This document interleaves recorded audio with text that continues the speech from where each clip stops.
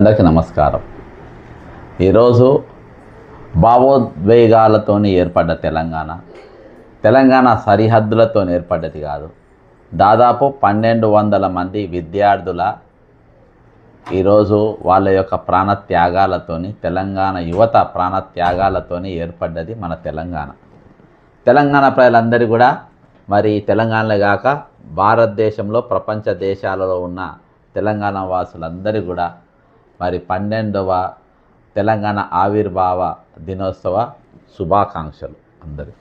ముఖ్యంగా మరి ఏ ఆకాంక్ష కోసం మేము మా ప్రాణాలు పోయినా పర్వాలేదు, మేమేమైపోయినా పర్వాలేదు, కానీ తెలంగాణ రావాలి, మా కోసం కాదు భావి తరాల కోసం రావాలి అని ఆ రోజున మరి కేసీఆర్ గారు మరి ఏదైతే దీక్ష చేపట్టిందో ఆ దీక్ష విరమించుకుంటుంటే ఈ ఉద్యమం ఇక్కడ కాగద్దు అని చెప్పి శ్రీకాంతాచారి గారు మరి ఒక చేతిలో కిరోసిన్, ఇంకో చేతిలో అగ్గిపెట్టె, ఏవి కూడా మర్చిపోకుండా మీద పోసుకొని మరి తగలబెట్టుకొని తెలంగాణ కోసం మంటల్లో శరీరం కాలుతున్న జై తెలంగాణ నినాదాలు ఇచ్చుకుంటా మరి తెలంగాణ వస్తుందా అన్న ఉద్యమము ఉరకలెత్తిచ్చిండు శ్రీకాంతాచారి.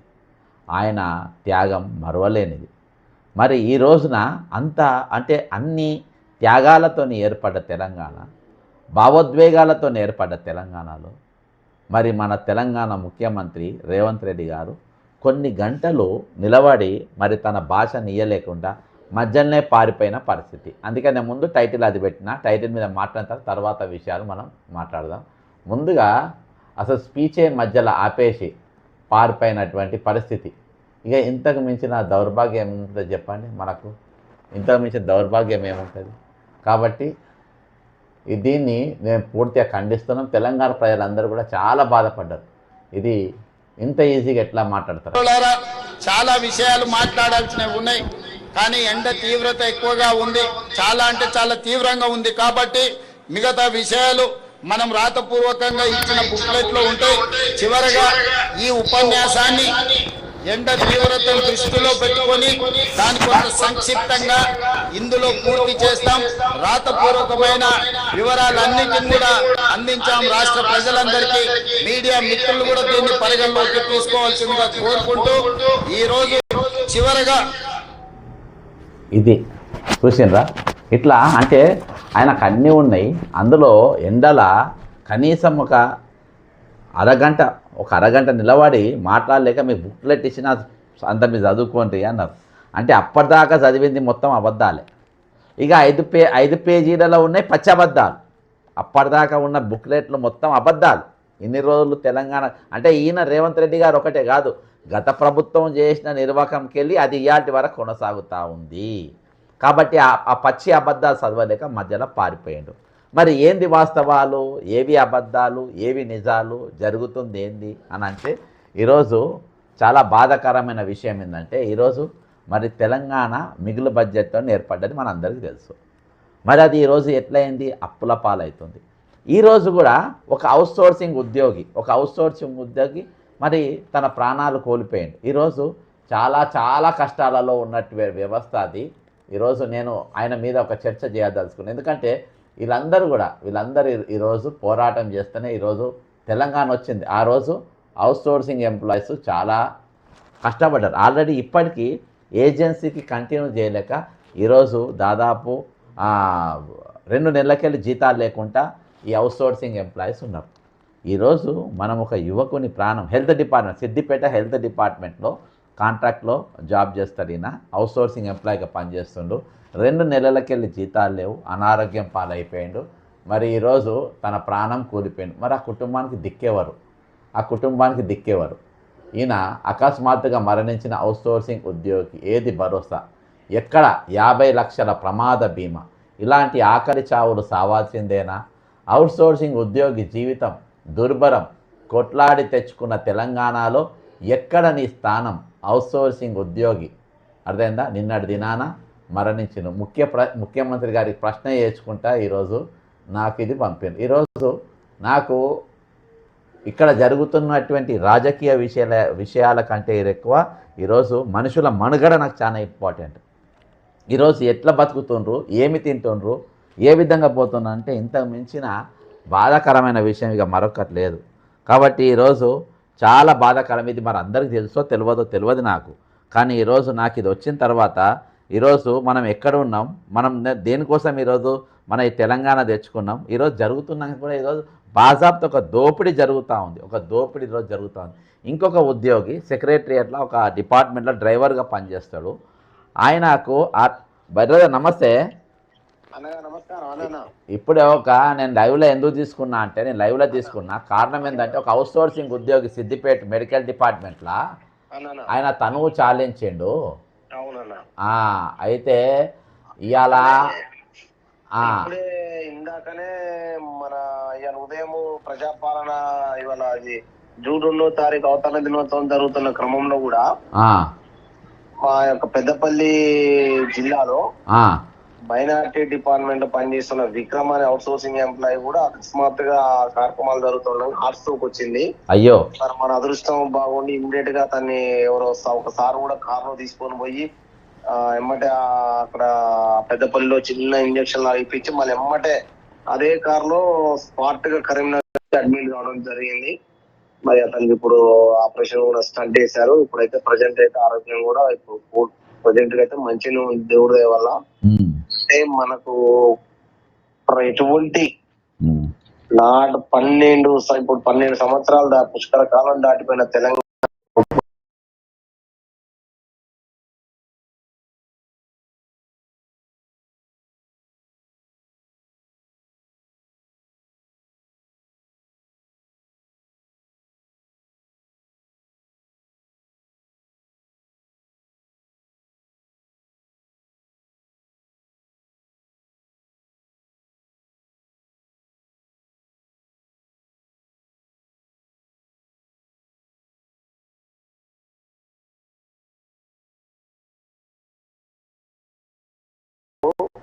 ఇలా జూన్ 2వ తారీఖు నాడు ఇలా స్పీచ్ చెబుతూ మా ప్రజా ప్రభుత్వం ఇలా అస్తిత్వం లేని గ్రిగ్ వర్కర్లకు మేము ఒక కార్పొరేషన్ ఏర్పాటు చేసినాం. వాళ్ళకి భద్రత లేదు, మేము భద్రత ఇచ్చినాం. ఇలా వాళ్ళ కనీస వేతనాలు అమలు చేస్తున్నాం. మా నాయకత్వం రాహుల్ గాంధీ గారి సూచనల మేరకు చేసినాం. ఇలా 4 లక్షల మంది ఆవిడ ఇలా గ్రిగ్ వర్కర్లకు మేము సేవ చేసాం ఇలా గొప్పగా చెప్పింది.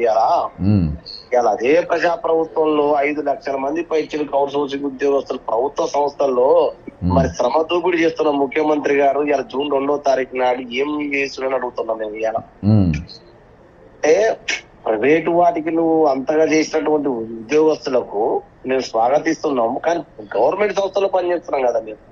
అన్న గిగ్ వర్కర్స్ కూడా వీళ్ళు ఏం చేసేది లేదు. వాళ్ళు డైలీ నెలకు వాళ్ళు కష్టపడతారు. వాళ్ళు ఎంత కష్టపడితే సమాన పని సమాన వేతనం వస్తుంది వాళ్ళకు. వాళ్ళు ఎంత పని చేస్తారో అంత సంపాదిస్తారు. మరి నువ్వు ఆ సమాన పని సమాన వేతనం నువ్వు ఇస్తున్నావా? అదే లేదు అంటున్నా, అందుకే లేదు అసలు మాకు సమాన పని సమాన వేతము లేదు, ఉద్యోగ భద్రత లేదు, ఇవాళ ఆరోగ్య భద్రత లేదు.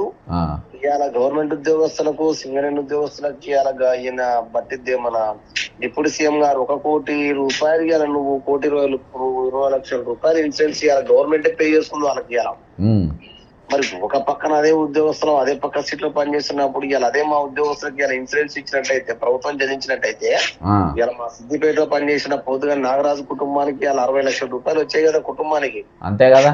మొన్న జిహెచ్ఎంసీలో మా కార్మికురాలు బస్సు యాక్సిడెంట్ అయ్యి బస్సుతో నడుచుకుంటా బస్సు గుద్దితే చనిపోయింది ఆ కార్మికురాలు. ఇలా ఆ పరిస్థితి ఏంది? ఇట్లా చెప్పుకుంటూ పోతుంటే అనేక సందర్భాల్లో అవుట్ సోర్సింగ్ ఉద్యోగులు చనిపోతున్నా కూడా ఇలా కుటుంబాల్లో రోడ్డున పడ్డాయి. కానీ మా మీద ఇలా కోట్లు సంపాదించిన ఏజెన్సీ వాడు గాని, మా నుంచి శ్రమ దోపిడీ చేస్తున్న ప్రభుత్వం గాని 1 రూపాయి కూడా ఇచ్చిన పరిస్థితి లేదు ఇలా కుటుంబాలకు. మళ్ళీ ఇప్పుడు నాకు ఇంకా సమాచారం ఏంటంటే, నాకు ఈ ఫోటో పంపిన ఆయన అవుట్ సోర్సింగ్ ఎంప్లాయీ నాకు చెప్పిన విషయం ఏంటంటే, అన్న మాకు 2 నెలలకే జీతాలు లేవన్నా అంటుండు. వాస్తవం అంటే ఏం జరిగిందంటే మార్చి 31 రాష్ట్రంలో ఏజెన్సీలు అయిపోయినాయి. అయిపోయిన తర్వాత మళ్ళీ రెన్యువల్స్ ఏజెన్సీలకు ఇవ్వలేదు ఇప్పటి వరకు ప్రభుత్వం. అయితే మనము 1వ తారీఖు జీతం ఇస్తున్నాం అని చెప్పి అనేక సందర్భాల్లో చెప్తున్నాం ముఖ్యమంత్రి గారు.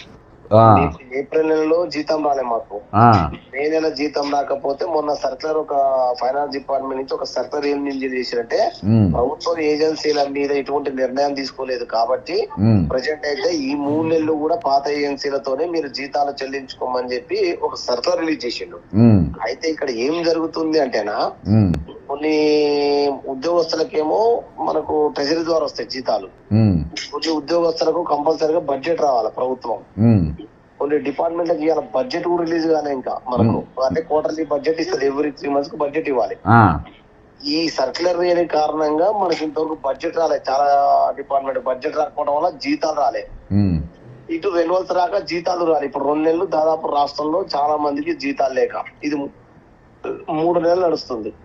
ఉమ్, ఇది ఒక కారణం. ఉమ్.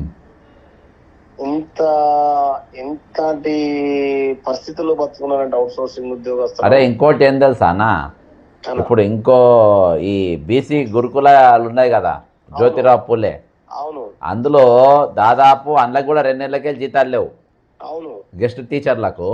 అవును నేను మొన్న దినాన వాళ్ళ ఒక ఆఫీసర్తో మాట్లాడినా, అరే ఏందబ్బా 2 నెలలకే జీతాలు లేవు అది ఇది అంటే, సార్ మేము ఇచ్చేస్తాము 2 రోజులు, ఇప్పటి వరకు రాలే. వాస్తవం అది. ఆ, వాళ్ళు ఇంకోటి కూడా ఉందన్న పాపం, వాళ్ళకి ఎట్లా ఉందంటే ఇప్పుడు ఈ గురుకులాలలో పనిచేస్తున్న, చాలా గురుకులాల్లో పనిచేస్తున్న వారికి ఆ, వాళ్ళు ఏం చేస్తారంటే, ఇప్పుడు మనకు ఏప్రిల్ 21 వరకే స్కూల్ పనిచేస్తాయి. ఆ, ఏప్రిల్ 21 వరకే పని చేయించుకొని ఆ, తర్వాత వాళ్ళని తీసేస్తారు. ఇక తీసేసి ఆ, మళ్ళీ జూన్ 10వ తారీఖు స్కూల్ స్టార్ట్ అవుతాయి కదా, అప్పుడు తీసుకొని ఉమ్, ఈ 45 రోజులు జీతాలు ఇవ్వట్లేదన్నా. 40 రోజులు. ఈ 45 రోజులు జీతం ఇవ్వట్లేదు, వారికి ఎట్లా బతకాలి ఇప్పుడు ఆ కుటుంబం చెప్పని. 45 రోజులు పాపం చాలా మంది కూలి పనికి పోయారు. అయితే మొన్న ఆసిఫాబాద్ జిల్లాలో పాపం ఒక ఎంప్లాయీ, మైనార్టీ డిపార్ట్మెంట్ లో పనిచేస్తున్న ఒక ఎంప్లాయీ ఆ, ఈ 45 రోజులుగా పాపం జీతం రాక బయట కూలి పనికి పోతుండు. వాస్తవానికి పనికి పోతుంటే ఉమ్, ఇప్పుడు అక్కడ ఏం జరిగిందంటే, ఆ ఎంప్లాయీకి ఈమె డిఎం మన వాళ్ళ ఆఫీసర్ ఉండి, నువ్వు స్కూల్లో పిల్లలు చేర్పించాలి, నువ్వు అట్లా పోతే ఎట్లా, మరి స్కూల్లో పిల్లల్ని ఎవరు జాయిన్ చేస్తారు, క్యాన్వాసింగ్ పోతావా పో అని అడిగిందంట. ఆ, మరి మేడం మీరు క్యాన్వాసింగ్ పోతే ఎక్కడికైనా పోతాయి, 40 రోజులు జీతం ఇవ్వమని అంటే అది గవర్నమెంట్ రూల్ అంటది ఉమ్, అని ఆయన క్యాన్వాసింగ్ పోనందుకు షోకాజ్ నోటీస్ ఇచ్చిందంట. ఆయన సస్పెండ్ లో ఉన్నాడు ఆ అబ్బాయి. అయ్యో, ఆ, నువ్వు 45 రోజులు గవర్నమెంట్ డిస్మిస్ చేసింది కదనా, నువ్వు చేసినప్పుడు పని ఎట్లా చేయించుకుంటే అబ్బాయితో నీ జీతం ఇస్తున్నావా? ఆ, లేదు. ఉమ్, మేము 12 నెలల జీతం ఇవ్వాలని మేము కొట్లాడుతున్నాం. ఒక పక్కన అందరికి 12 నెలల జీతం ఇవ్వాలా, గురుకులాల పనిచేస్తున్న ప్రతి ఒక్కరికి, ఎడ్యుకేషనల్ డిపార్ట్మెంట్ లో పనిచేస్తున్న అందరికి 12 నెలల జీతాలు ఇవ్వాలని కొట్లాడుతున్నాం మేము. ఉమ్, ఒక పక్కన నువ్వు 40 రోజులు జీతం కటింగ్ పెడతారు, ఆ ఉద్యోగస్తులు 40 రోజులు ఆ కుటుంబము వాళ్ళు ఏం ఇంటికి కట్టాలా, పాలంటే కూలి పనికి పోవాలని చెప్తారు వీళ్ళు మళ్ళీ బయట. పోవాలి. ఇప్పుడు ఇవాళ ఇంకోటి జరిగింది ఏం తెలుసా, సెక్రటరియట్లా ఒక ఆయన కింద పడిపోయింది అట్నే, అవుట్ సోర్సింగ్ ఎంప్లాయ్ పడిపోతే, నేను నీకు మామూలుగా ఫోన్లో కూడా చెప్పినట్టున్నా, పడిపోతే అక్కడ ఒకళ్ళు ఎంప్లాయీ ఎవరో ఫోన్ చేసారు 108కు, తీసుకపోతే ఉస్మానియా దవాఖానలో 5-6 రోజులు అడ్మిట్ అయ్యాడు. తర్వాత మళ్ళీ పోతే ఆయన జాబ్ తీసేసిండ్రంట. అర్థమైందా?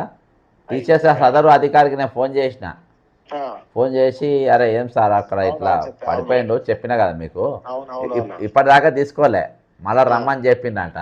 సరే ఏదేమున్నా కానీ అరే ఇక మానవత్వం ఉండాలి కదా, మనిషి కింద పడిపోయాడు, ఉస్మానియా దవాఖాన గవర్నమెంట్ దవాఖాన తీసుకుపోయాడు, తీసుకుపోయినప్పుడు మళ్ళీ ఆయన జాబ్ ఆయనకి ఇవ్వాలి కదా. సరే ఇవ్వకుంటే అది వేరే తిరిగి ఉంటుంది. ఇంత అన్యాయం అంటే వాళ్ళ మనుషుల రోగాలు రావద్దు, ఏం రావద్దు, డ్యూటీ దగ్గర జీతాలు మళ్ళీ ఆ ఎంప్లాయీకి 2 నెలలకి మళ్ళీ ఆయన జీతాలు లేవు, 2 నెలలకే జీతం లేదు. ఆ పోయిన జీతానికి పొద్దుగాల మళ్ళీ రమ్మని సార్ మళ్ళీ చెప్పిండు సార్ అంటే, సరే మళ్ళీ ఒకసారి చూడు, కాకుంటే అప్పుడు నేను ఎంటర్ అవుతలే, మీ అధ్యక్షుడితో కూడా మాట్లాడతా అని చెప్పిన. అందుకో ఇటువంటి పరిస్థితి ఉన్నది బ్రదర్. అదే నాకు చాలా బాధ అనిపించింది నాగరాజ్ది పంపితే. అరే తెలంగాణ ఆవిర్భావ దినోత్సవం రోజు ముఖ్యమంత్రి రేవంత్ రెడ్డి గారు అబద్ధాలు చదవలేక మధ్యనే పారిపోయింది ఇవాళ ఎండకు. అంటే ఇప్పుడు హోంగార్డ్ మా ట్రాఫిక్ పోలీసు వాళ్ళు ఎట్లా పనిచేస్తున్నారు ఎండకు, ఈయనకు బందోబస్తు ఇచ్చేటోళ్ళు ఎట్లా పనిచేస్తున్నారు మరి ఈరోజు, అవునా కదా? ఇవాళ ఈయనకు ట్రాఫిక్ పోలీసు వాళ్ళు గంటలు నిలబడుతున్నారు ఎండలల్లా, ఈయనకు బందోబస్తు ఇచ్చేటోళ్ళు గంటలు 1 గంట ముందే వచ్చి వాళ్ళు ఎండ నిలబడాలి. ఈయన పోయే రోడ్డు మొత్తం మరి వాళ్ళు ఎట్లా వాడుతుండ్రు ఒక అరగంట. మళ్ళీ శ్రీకాంతాచారి కిరోసిన్ పోసుకొని కాలబెట్టుకుంటు శరీరానికి, మన అలా మంటలలో ఆయన ఎంత కాలిపోవచ్చు. ఈరోజు నీ పక్కన ఒక అరగంట నిలబడి లాస్ట్కి 5 పేజీలు అంటే అబద్ధాలు ఆడి ఆయన అబద్ధాలు చదవలేక వదిలేసిండు. ఇక మీరే చదువుకోండి. ఇవాళ దాకా ఉమ్మడి ఆంధ్రప్రదేశ్కి వెళ్ళి ఇవాళ వరకు ఈ భారతదేశంలో ఏ ముఖ్యమంత్రి కూడా తన ప్రసంగాన్ని మధ్యలో వదిలేసి పారిపోయింది లేదబ్బా, అబద్ధాలు ఆడలేక. ఇది ఓకే. ఏదన్నా ఎట్టి పరిస్థితుల్లో ఈ తెలంగాణ గడ్డ మీద పుట్టిన ఎవరైనా కూడా ఎక్కడ తల వంచేదైతే లేదన్నా. మన గడ్డలో ఉంది, మన రక్తంలో ఉంది పోరాటం. అంతే. అది సరే, అది ఒకసారి ముందైతావా ఒకసారి వెనకైతావా అది సమయం తీసుకుంటావా తెలియదు కానీ అది వచ్చిన రోజు ఈ ప్రభుత్వానికి ఎట్టి పరిస్థితుల్లో మన అవుట్ సోర్సింగ్ క్షుణ్ణంగా 5 లక్షల 20 లక్షల ఓటు బ్యాంకుతోని ఖచ్చితంగా బుద్ధి చెప్తా. వాస్తవానికి మేము గత ప్రభుత్వానికి కరెక్ట్ గా ఎలక్షన్ కి 3 నెలల ముందు కలిసినామన్నా. మేము 5 రాష్ట్రంలో మేము అప్పుడు మా అంచనా ప్రకారం 2.5 లక్షల మంది ఉంటుండే. అంటే మేము మొత్తం క్యాల్కులేషన్ లో మాకు పూర్తిగా రాలప్పటికి డేటా. మేము స్పష్టంగా చెప్పిన ప్రభుత్వానికి 2.5 లక్షల మంది ఉన్నాం, ఇంటూ 4 ఓట్లు అంటే 8-9 లక్షల ఓట్లు ఉన్నాయి. మేము అప్పుడు ప్రభుత్వం, మీరు ముఖ్యమంత్రి అప్పుడు కేసీఆర్ గారు అందరు రెగ్యులర్ చేస్తా అన్నాడు, కానీ మమ్మల్ని రెగ్యులర్ చేయకుండా మోసం జరిగిపోయింది. ఇప్పటికైనా మీరు దీని గురించి క్షుణ్ణంగా ఆలోచన చేయమంటే తీసుకున్న లెటర్లు పడేసిరు. నేను అదే రోజు సాక్షి ఆ రోజు చెప్పినా, మేము ఎక్కడెక్కడ పెట్టినామన్నా, హైదరాబాద్ లో సభ పెట్టిన, నేను నల్లగొండలో పెట్టినా, కరీంనగర్ లో పెట్టినాం, వరంగల్ లో పెట్టినాం, కామారెడ్డిలో పెట్టినాము, కొత్తగూడలో పెట్టినాము. 7 సభలు పెట్టినాం. 3 నెలల్లో ఎలక్షన్లకు 3 నెలల్లోపు 7 సభలు పెట్టినాం. 7 సభల్లో ఒకటే చెప్పినాం, ఖచ్చితంగా ఈ 2.5x4 7 లక్షల ఓట్లు ఖచ్చితంగా మీకు ప్రభుత్వానికి దూరం అయితే ఓడిపోతారని చెప్పినాం. ఇవాళ అదే ఇంద్ర పార్క్ సాక్షిగా మొన్న కూడా చెప్పినాం మేము. ఇవాళ మీరు ఖచ్చితమైన సమయం సందర్భం వచ్చినప్పుడు తెలంగాణలో ప్రతి ఒక్కరు కూడా తిరగబడతారు, ఎదురు తిరగబడతారు, హక్కుల కోసం పోరాడతామన్నా అని చెప్పి చెప్తా ఉన్నాం మీకు ఈ ద్వారా. ఎట్టి పరిస్థితుల్లో మీకు కూడా, మీకైతే మరొకసారి మా రాష్ట్రంలో పనిచేసిన అవుట్ సోర్సింగ్ ఉద్యోగస్తులు అందరి తరఫున మీకు ప్రత్యేకంగా కృతజ్ఞతలు. ఎందుకంటే మీరు ప్రతి సందర్భంలో ఎక్కడ అవకాశం దొరికినా కూడా మా యొక్క ఉద్యోగస్తుల గురించి మాట్లాడాలి. ఇలా ఒకటి వేజ్ రివిజన్ ఒక జీవో వచ్చింది నాకు ఇప్పుడే నీతో, ఒక veg revision for place rated and labour intensive operation అని. ఇందులో అదే నువ్వు అన్న గిగ్ వర్క్ అయితే, గిగ్ అంటే ఇందులో అందరు ఉన్నారు. ఇందులో అన్స్కిల్డ్ లేబర్స్ అని 16,000, సెమీ స్కిల్డ్ అని 17,000, స్కిల్కు 18,500, హైలీ స్కిల్డ్కు 20,000 రూపాయలు. అవును కానీ అన్న అది కూడా మిస్టేక్. వాస్తవానికి ఏం జరిగిందంటే కనీస వేతనం మొదటికి అన్స్కిల్డ్కే 26,000 ఉంది మనకు అసలు రూల్ ప్రకారం. దాన్ని కూడా తక్కువ చేసారు వీళ్ళు. ఇప్పుడు అడిగితే మనం ఏం చెప్తారంటే అసలు గత ప్రభుత్వం చేయలేదు కదా, 10 సంవత్సరాలు మేము ఇదన్నా చేసినాం అని వెనక అనుకున్నాం కానీ గత ప్రభుత్వం చేయలేదు కాబట్టి ఇలా ఇంట్లో కూర్చుందన్నా. ఇవాళ వాళ్ళు చేసి ఉంటే ఇలా ఆయన కూర్చుంటాడు బ్రహ్మాండంగా. అంతే, అన్యాయం చేయలేదు కాబట్టి ఓడిపోయిండు. నువ్వు కూడా అదే పడలా పోతున్నావు. మళ్ళసారి మేము అనుకుంటాం, మేము వస్తాం, మేమే వస్తాం అనుకుంటున్నాం కానీ మళ్ళసారి ఎవరికి బ్రదర్ ఒకటి సీరియస్ ఏంటంటే, గతంలో 2 సార్లు అవకాశం ఇస్తే తన్నించుకున్నాం. ఈయన 3వసారి ఈయన తీసుకొచ్చుకొని తన్నించుకున్నాం. మనం కూడా ఈసారి ఏం చేయాలో గట్టిగానే చేద్దాం. ఇక మోసపోయేది లేదు. ఇగో ఈ జీవో నా చేతిలో కొంచింది, నువ్వు మాట్లాడుతుంటే లైవ్లో కలిని నాకు పంపిండ్రు అన్న. ఇగో ఈ జీవో రాష్ట్ర అధ్యక్షుడు ఉండు కదా, అవుట్ సోర్సింగ్ ఎంప్లాయీ రాష్ట్ర అధ్యక్షుడు, జర ఆయనతోని మీరు మాట్లాడి లేబర్ ఎంప్లాయ్మెంట్ ట్రైనింగ్ ఫ్యాక్టరీస్ అని చెప్పి ఓపెన్ చేసిండ్రు, ఇది రిలీజ్ చేసిండ్రు. ఇవాళ వెలుగులోకి వచ్చింది జీవో MS నంబర్ 6 అంట. ఇది అయితే మొన్న పెంచిన లేబర్ యాక్ట్ అయితే మాత్రం అవి మన అవుట్ సోర్సింగ్ ఉద్యోగస్తులకు వర్తించబోయా. ఎందుకు వర్తించమంటే ఆల్రెడీ మేము అవుట్ సోర్సింగ్ ఉద్యోగస్తులు అందరూ అన్స్కిల్ లోనే ఫస్ట్ కేటగిరీలోనే 15,600 ఉన్నారు ఆల్రెడీ. ఇప్పుడు మనం ఆల్రెడీ ఫస్ట్ కేటగిరీలోనే 15,600 అన్స్కిల్ లో ఉన్నాం. మనం ఆల్రెడీ ఆల్రెడీ ఉన్నాం. ఆల్రెడీ 15,600 ఉంటాం కాబట్టి మొన్న పెంచింది మనకు కాదది. మనకు ఫ్యాక్టరీస్, ఈ బయట పనిచేసే కార్మికులకు, అగ్రిక్ వర్కర్లకు వీళ్ళకి వర్తింపజేస్తుంది. అది చట్టం మనకు మొన్న పెంచిన జీతాలు మనకు అవి వర్తింపజేయవన్నా. గిగ్ వర్కర్లు వాళ్ళ పని మీద వాళ్ళకి వస్తాయి, వెళ్ళి చిన్న ఇవ్వకుండా వాళ్ళ కష్టం చేసే వాళ్ళకు వీళ్ళకు మాత్రమే మినిమం అది వర్తింపజేస్తారు ఆ జీతాలు. అది మనకు రాదు. మనకు మొదటి కేటగిరీ ఖచ్చితంగా 26,000 రూపాయలు ఇవ్వమని అడుగుతున్నాం. As per central government guidelines కావచ్చు, లేదా సుప్రీంకోర్టు పరిపాలన 26,000 రూపాయలు ఇవ్వాలి మొదటి కేటగిరీ జీతం మనది. బ్రదర్ ఇంకొకటి బ్రదర్ లాస్ట్ ఒక పాయింట్, మొన్నటి దినాన మనం ఖమ్మం జిల్లాలో పోస్టర్ రిలీజ్ చేసినాం. అవునన్నా అవునన్నా. అయితే ఇప్పుడు రేవంత్ రెడ్డి గారు, ముఖ్యమంత్రి రేవంత్ రెడ్డి గారు ఈ తెలంగాణ ఈ గవర్నమెంట్ ఏం చేసిందంటే అందులో ఒక 3 అంశాల మీద, అంటే రేపు పాల్గొనొద్దనే ఉద్దేశమే ఏందో, అందులో ఒకటి రిటైర్డ్ అయిన ఉద్యోగులకు 2,000 కోట్లు రిలీజ్ చేసిండ్రు. అవునన్నా. అంటే కొంతమందికి ఇమిటేషన్ ఇచ్చిండ్రు, కొంతమందికి జీపీఎఫ్ ఇచ్చిండ్రు. అవును అవును.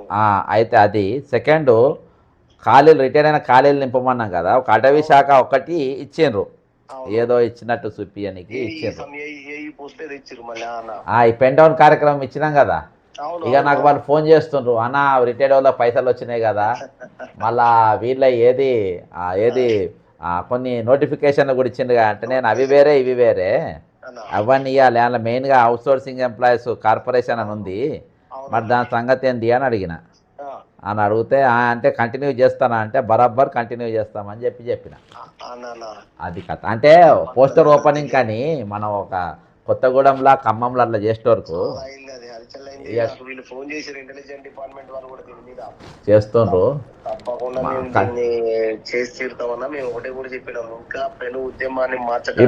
ఇప్పుడు నాగరాజు మనం చూస్తున్నాం కదా, నాగరాజు చచ్చిపోయిండు, విక్రమ్ అనేట ఆయన స్టంట్ పడ్డది. నువ్వు ఒక సాహిబ్ గారి పేరు చెప్పినావు ఆసిఫాబాద్లా, ఆయనకేమో ఇది వచ్చింది. ఇప్పుడు ఇంకొక వర్కర్ను సెక్రటరియట్లకి వెళ్ళి కింద పడ్డ కానీ తీసిన. మరి ఇట్లా అన్యాయంగా చేసుకుంటా పోతే ఒక కార్మికురాలు బస్ కింద పడి చచ్చిపోయింది, మరి ఎట్లుకుంటారు చెప్పండి. మాకేం సంబంధం అన్నట్టు, మాకేం సంబంధం. 3 నెలల క్రితం సూర్యాపేటలో సోమిరెడ్డి అనే వ్యక్తి రైలు యాక్సిడెంట్ చనిపోయిండు. అయ్యో. అదే సూర్యాపేటలో వసీం అనే హెల్త్ డిపార్ట్మెంట్ లో పనిచేసే అబ్బాయి జీతాలు 3 నెలల జీతాలు దాకా సూసైడ్ చేసుకుండు.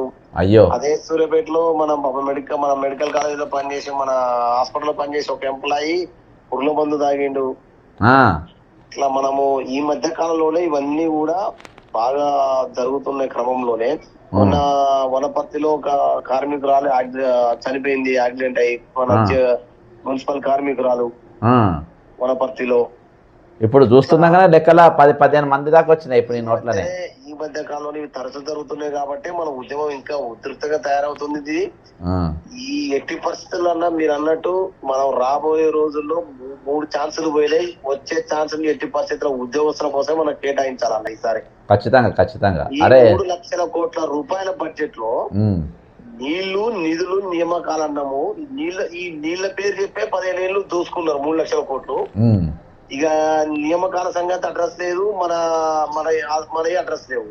3 లక్షల కోట్లలో వీళ్ళు నిధులకు గాని, నియామకాలకు ఉద్యోగస్తులకు గాని, నిరుద్యోగులకు గాని, ఒక 10,000 ఉద్యోగస్తులకు గాని ఒక 10-20,000 కోట్ల రూపాయలు కేటాయిస్తే అందరూ కొన్ని లక్షల కుటుంబాలు బాగుపడతాయి. ప్రతి రంగం రోడ్డు మీద, ఒక రంగం కాదు, ప్రతి రంగం రోడ్ల మీద పడ్డది ఇవాళ.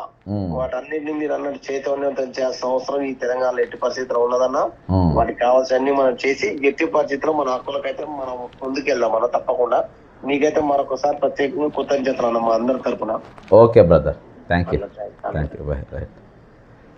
ఈ విధంగా హోకోళ్లను పాపము నాగరాజు గారు ఇప్పుడు ఆయన కుటుంబానికి దూరం అయిపోయాడు. ఒక్క పైసా 2 నెలలకి జీతం లేదు, నాకు ఇంకా రాలేదు. మొన్న ఒక ఆమె చనిపోయింది, ఇంకొక అబ్బాయి ఇక్కడ చనిపోయి సూసైడ్ చేసుకున్నాడు జీతాలు లేక. ఈరోజు గెస్ట్ టీచర్లకు ఆల్రెడీ 40 రోజుల జీతం రాదు, ప్లస్ 2 నెలల జీతం ఆల్రెడీ పెండింగ్ ఉన్నది జీతాలు లేక. ఏది బీసీ గురుకుల పొన్నం ప్రభాకర్ గారు మంత్రి, నేను దాని మీద రెగ్యులర్గా మాట్లాడుతూనే ఉన్నా. ఈరోజు వాళ్ళ పైసలు ఇన్ని ఇబ్బందుల మధ్యలో ఈరోజు మనం 12వ మన రాష్ట్రాన్ని మనం ఏదైతే ఏర్పాటు చేసుకున్నామో ఈరోజు ఆ దినోత్సవం ఈరోజు మనం చేసుకున్నాం. అరగంట నువ్వు ఎండలు నిలవేళ్ళిపోతున్నావు. ఈరోజు కుటుంబాలు ఎట్లా నడిపిస్తున్నారు, ఈరోజు జీతాలు రాక కిరాయిలు ఎట్లా కడతారు, పిల్లలు ఎట్లా నడిపిస్తారు. దీనికోసం మన తెలంగాణ తెచ్చుకున్నది. ఈ విధంగా ఈ ఒక్క రంగం కాదు, అనేకమైన రంగాలు ఈరోజు ఇందులో ఉన్నాయి.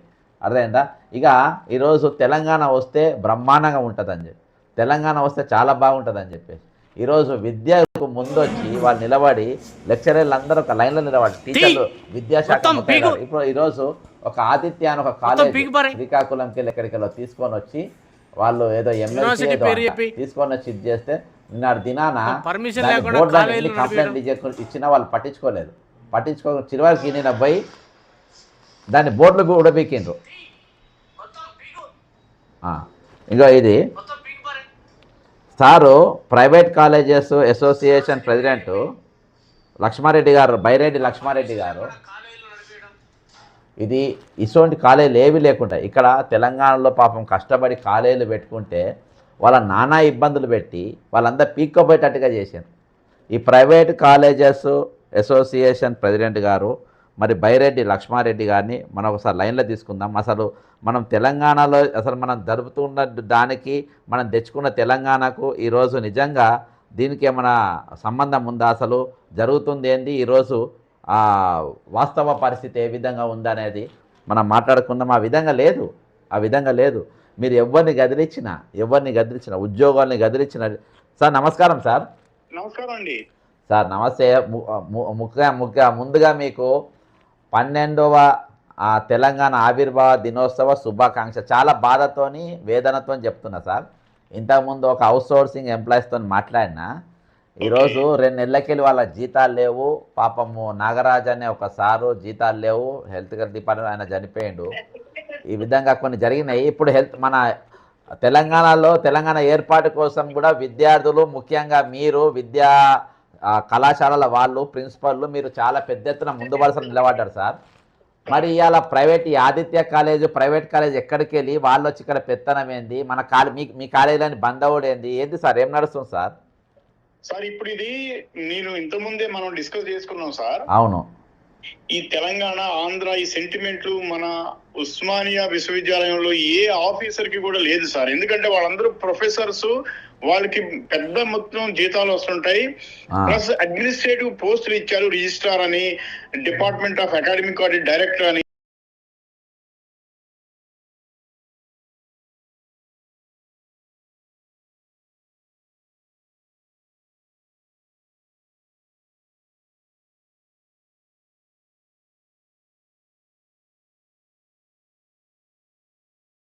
తపస్య వచ్చిన మాస్టర్ మైండ్స్, ఈ 3 కూడా ఆంధ్ర కాలేజీలే. అవినాష్ గురించి నాకు అంత అవగాహన లేదు కానీ తపస్య, మాస్టర్ మైండ్స్ అయితే ఏకంగా ఇల్లీగల్ డిగ్రీ కాలేజ్ నడుపుతున్నది. ఎన్నిసార్లు చెప్పినా రిజిస్ట్రార్ నరేష్ రెడ్డి గారు పట్టించుకోవట్లేదు సార్. సరే కాసేపు ఇది ఈ ఆదిత్య తర్వాత తపస్య తర్వాత ఈ మాస్టర్ మైండ్స్ వీళ్ళు రావటం వల్ల సఫర్ అయ్యేది మన తెలంగాణ బిడ్డలు, తెలంగాణ వాళ్ళు పెట్టిన కాలేజీలు. కానీ వాళ్ళకే సోయి అయినప్పుడు మనం ఏం చేస్తాం సార్? వాళ్ళ గురించి మనం పోరాటం చేయలేం కదా. అయితే నా బాధ ఏంటంటే పిల్లల దగ్గర పెద్ద మొత్తంలో ఫీజులు తీసుకొని ఒక్కొక్కరి దగ్గర 3 లక్షలు 4 లక్షలు సరైన స్టాఫ్ ను పెట్టకుండా ఊరికే వాళ్ళ ఆకాంక్షల్ని వాళ్ళ కళల్ని అన్ని సొమ్ము చేసుకుంటారు కదా సార్. దాని గురించి యూనివర్సిటీ వాళ్ళు పట్టించుకోవట్లేదు సార్. అండ్ ఇంకొకటి ఏంటంటే పరీక్షలు పెట్టేటప్పుడు కూడా ఇప్పుడు మీరు చూస్తున్నారు జడ్సన్ సార్, మనం సిబిఎస్ఈలో దేశవ్యాప్తంగా online screening on screen marking అని OSM అని పెట్టారు కదా సార్. అవును.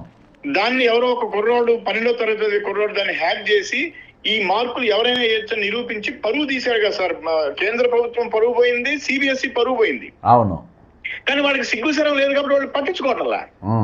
కానీ చాలా మందికి తెలియని విషయం ఏంటంటే ఈ రోజున ఉస్మానియా యూనివర్సిటీ పరీక్షల నియంత్రణ విభాగంలో మనం ఏమి హ్యాకింగ్ చేయక్కర్లా.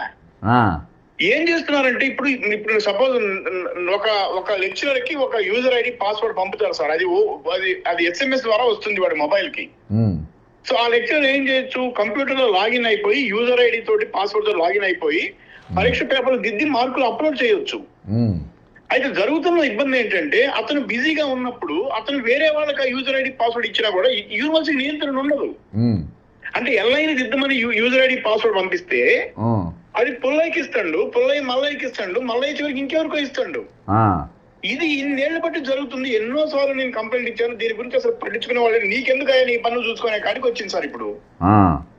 సో దీనివల్ల నష్టం, అంతిమంగా నష్టం ఎవరు జరుగుతుంది సార్? పిల్లలకే కదా సార్. అంతే. పాపం వాళ్ళు ఏం చదివినా చదవకపోయినా, లెక్చరర్స్ పాఠం చెప్పినా చెప్పకపోయినా, ప్రాక్టికల్స్ చేయించకపోయినా వాళ్ళకి మార్కులు వస్తున్నాయి సార్. మార్కులు వచ్చినప్పుడు ఏమవుతుంది, వాళ్ళు డిగ్రీతో బయటకు వస్తున్నారు, స్కిల్స్ ఉండటం లేదు. కాబట్టి రేవంత్ రెడ్డి గారు ఆర్భాటంగా స్కిల్ యూనివర్సిటీ అని ఏదో పెడుతున్నారు కానీ ఈ యొక్క ఉస్మానియా యూనివర్సిటీలోని ఆన్లైన్ మార్కింగ్ విధానంలో కనుక వారు సంస్కరణ తీసుకురాకపోతే సిబిఎస్ఈ జరిగినట్టుగానే జరుగుతుంది సార్. ఇప్పుడు వేరే దగ్గర శాఖ ఉంటే గోల్మాల్ అవుతుంది కాబట్టి నా దగ్గర విద్యాశాఖ పెట్టుకున్నా ఈరోజు బ్రహ్మాండంగా నడుస్తుంది విద్యాశాఖ అని ముఖ్యమంత్రి గారే చెప్పుకుంటుండ్రు బహిరంగ సభలలో. అవును సార్. కాబట్టి ఇటువంటి పరిస్థితులలో ఈరోజు ఉస్మానియా యూనివర్సిటీకి గురువులే పంగనామాలు పెడుతున్నారని మీరు సెకండ్ లెటర్ రిజిస్ట్రార్కి ఇచ్చిండ్రు. యూజీ పరీక్షల్లో సిగ్నిఫికెంట్ పర్సంటేజ్ ఆఫ్ మార్క్స్ అంటే సుమారు 45% వరకు అప్లియేటెడ్ కళాశాలలు యాజమాన్యాల చేతుల్లోనే ఉన్నాయి. అయితే క్వాలిటీ కంట్రోల్ చేయాల్సిన సిఓఈ వారు నిద్ర నటిస్తుండగా ఈ మార్కులకు ఇష్టారాజ్యంగా ఇస్తున్నారు. ఇది సార్ ఇప్పటిదాకా మీరు చెప్తున్న సబ్జెక్ట్ ఇదే కదా సార్? అవును సార్. అవును సార్. మరి ఏంది సార్, ఏ విధంగా మరి వీళ్ళని అడ్డుకోగలుగుతాము? ఈ మాఫియాని ఎట్లా, ఈ ఈ కార్పొరేట్ మాఫియాని ఏదైతే డిగ్రీ కాలేజీలను మొత్తం ఈరోజు శాసిస్తుండ్రో, మరి మంత్రి పదవి అయితే దాని శాఖనైతే రేవంత్ రెడ్డి గారి దగ్గరనే ఉంది. కానీ ఇలాంటి వరకు ఎత్తంత నియంత్రణ లేదు. ఉస్మానియా యూనివర్సిటీ ఈరోజు ఆయన తెలియకుండా ఇవన్నీ వీళ్ళు చేస్తుండని మాత్రం నేను అనుకోను సార్. అబ్సల్యూట్లీ సార్, ఆయనకి అన్ని తెలుసు సార్. సార్ ఇప్పుడు రేవంత్ రెడ్డి గారికి తెలియని విషయం కాదు, చిన్న పిల్లగాడికైనా తెలిసిన విషయం ఏంటంటే ఈ రాష్ట్రంలో నారాయణ చైతన్య, సరే వాళ్ళ ఆంధ్ర వాళ్ళ తెలంగాణ వాళ్ళ అది పక్కన పెడితే ఈ రాష్ట్రంలో నారాయణ అండ్ చైతన్య ఈ 2 బ్రాండ్లు కూడా ఎల్కేజీ నుంచి ఇంటర్మీడియట్ వరకు ఆక్యుపై చేసుకుని ఉన్నాయి సార్. ఇప్పుడు వాళ్ళు నిదానంగా వాళ్ళు డిగ్రీలో కూడా ప్రవేశించారు.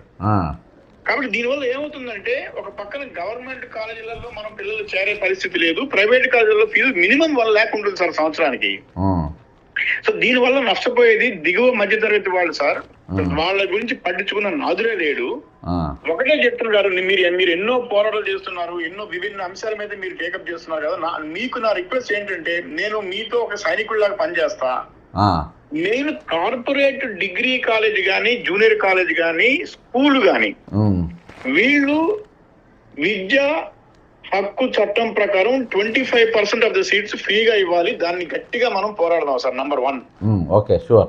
నెంబర్ 2, వాళ్ళు తీసుకునే ఫీజులు ఏమైతే ట్యూషన్ ఫీజులు గవర్నమెంట్ నిర్దేశించిన ఫీజు కంటే ఏమైతే ఎక్కువ తీసుకుంటున్నారో, ఇంటర్మీడియట్ కి గవర్నమెంట్ నిర్దేశించింది 2,000 రూపాయలు sir first year, 3,000 second year sir. కానీ వాళ్ళు 2 లక్షల నుంచి 3 లక్షలు తీసుకుంటున్నారు.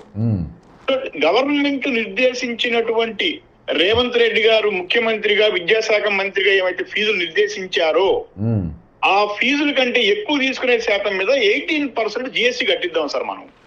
తప్పకుండా ఈ 2 పనులు చేస్తే సార్, ఒకటి విద్యా హక్కు చట్టం ప్రకారం 25% సీట్లు బీద పిల్లలకి ఇవ్వాలి సార్. ఇప్పుడు ఆల్రెడీ అది మీకు ఒక చిన్న సంఘటన చెప్తా. ఇప్పుడు ఈ చైతన్య నారాయణ కాలేజీలలో సరైన ఫుడ్ ఉంటలేదు, అమ్మాయిలకు సరైన వాష్రూమ్స్ బాత్రూమ్స్ ఇంతలే అని మహిళా కమిషన్ చైర్మన్ గారు నేరెళ్ళ శారద గారు దానిపైన రైడ్ చేసిండ్రు. 4-5 సార్లు రైడ్ చేస్తే ఇలా మాఫియా ఎంత పవర్ఫుల్ అయిందంటే, అంతకుముందున్న సునీత లక్ష్మారెడ్డి గారు ఎమ్మెల్యే వెళ్ళిపోతే దాని మధ్యలో ఒక 2 years ఖాళీగా ఉంటే ఈమెకి ఇచ్చిండ్రు. ఈరోజు ఆమె కంటిన్యూ కావాల్సింది. ఆమెను కేవలం మారింది ఓన్లీ బికాజ్ ఆమె నారాయణ కాలేజెస్, చైతన్య కాలేజెస్లా ఆమె రైడ్ చేసినందుకు సార్. అవును 100% సార్. అది ఈరోజు అంతే ఎంత పవర్ఫుల్గా ఉంది మాఫియా. అయితే వీళ్ళు జిఎస్టీ అంతా కడుతుండ్రు సార్. జిఎస్టీ ప్రభుత్వ జేబులో పోయేది, ఇప్పుడు ఇది ఆర్ఆర్ ట్యాక్స్ రూపంలో పోతున్నాయి ఇవి. అవును, మీరు చెప్పింది కరెక్ట్. 18% సెంట్రల్ గవర్నమెంట్ కట్టే బదులు ఒక 12% అన్ని రాజకీయ పార్టీలకు వెళ్తున్నాయి సార్ ఇవి. ఆర్ఆర్ ట్యాక్స్ అన్ని ట్యాక్స్లకు, RR tax, BRS tax, BJP tax, అన్ని పార్టీలకు ట్యాక్సులు పోతున్నాయి. కాబట్టి ఎవరు మాట్లాడతలేరు సార్. ప్రతి పార్టీకి విద్యార్థి సంఘం ఉంటుంది. కాంగ్రెస్కు ఎన్ఎస్ఐ ఉంటుంది, బీజేపీకి ఏబీవీపీ ఉంటుంది, వీళ్ళకి టీఆర్ఎస్ అందరికీ ఉంటుంది. ఈరోజు ఎవరు కూడా ఈ అంశం మాట్లాడతలేరు సార్. అందుకనే నేను చెప్తున్నా సార్. అందుకనే నేను జడ్సన్ గారు, మీరు దీన్ని టేకప్ చేయండి. మీరు ఎన్నో టేకప్ చేశారు. ఈ 18% జిఎస్టీ కట్టించడం మరియు 25% సీట్స్ బీద పిల్లలకి ఇప్పించడం కనుక చేస్తే Narayana, Chaitanya, Tapasya, Aditya and master minds ఇవన్నీ సర్దుకుంటాయి సార్. సార్ ఇప్పుడు ఈ ఆదిత్యవంత్ దుకాణమే సార్ బోర్డు ఊడబిక్తున్నారు. అవును సార్, బోర్డు బిక్తా ఉన్నారు. ఏంది నిన్న జరిగింది? ఏంది నిన్న మన తెలంగాణ రాష్ట్ర విద్యార్థి సమితి నాయకులు కొంతమంది వెళ్ళి ఆదిత్య కాలేజీ వాళ్ళని అడిగారు. మీరు అఫిలియేషన్ లేదని రిజిస్ట్రార్ చెప్తున్నాడు, మీరు Aditya degree college affiliated Osmania university ఎట్లా బోర్డు పెట్టారని చెప్పి క్వశ్చన్ చేశారు సార్. క్వశ్చన్ చేసి వాళ్ళు ఉన్నంతసేపు ఆ బోర్డు దించేశారు. వాళ్ళు వెళ్ళగానే మళ్ళీ దాన్ని తగిలించి అడ్మిషన్ చేసుకుంటున్నారు సార్. వాళ్ళు బాధాప్త నడుస్తూనే ఉంది. నడుస్తూనే ఉంది సార్, హ్యాపీగా నడుస్తున్నాయి. ఇది మరి రిజిస్ట్రార్ ఉస్మానియా వాడు ఇచ్చింది కదా సార్ రిజిస్టార్ లెటర్, ఈ ఆదిత్య కాలేజ్ అంటాడు దొంగ, వీళ్ళు నమ్మద్దు, ఈ కాలేజీలో చేరద్దు.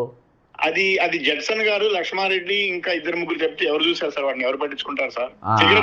సిగరెట్ ప్యాకెట్ మీద ఉంటది పొగ తాగుట ఆరోగ్యానికి హానికరం అని, అటువంటిదే ఒకటి ఇచ్చారు రిజిస్ట్రార్ గారు. రిజిస్ట్రార్ గారు అన్ని తెలుసు సార్. నరేష్ రెడ్డి గారు లైన్ లోకి వస్తుంది, కానీ ఎంతసేపటికి నన్ను ఏం రాజకీయ నాయకులు చెప్పి అంటున్నారు చూసారు సార్, అది తప్పు సార్. నరేష్ రెడ్డి గారు ఒక మంచి కామర్స్ ప్రొఫెసర్. ఆయన మీరు చూడండి, నేను గూగుల్ చేశాను, ప్రొఫెసర్ నరేష్ రెడ్డి గారు ఉస్మానియా రిజిస్ట్రార్ గారి యొక్క బయోడేటా చూస్తే ఆయనకి ఎన్నో అవార్డ్స్ వచ్చినాయి. ఆయనకి కామర్స్ లో ఆయన ఉద్దండ పండితుడు. ఎందుకు ఈ రిజిస్టర్ పోస్ట్ తీసుకున్నారు? సో తీసుకున్నప్పుడు దాన్ని సరిగ్గా న్యాయం చేయలేనప్పుడు రాజీనామా చేయొచ్చు సార్. పండితులు అంటే పరమసూటలు అయిపోయినప్పుడు మరి ఏమున్నది సార్?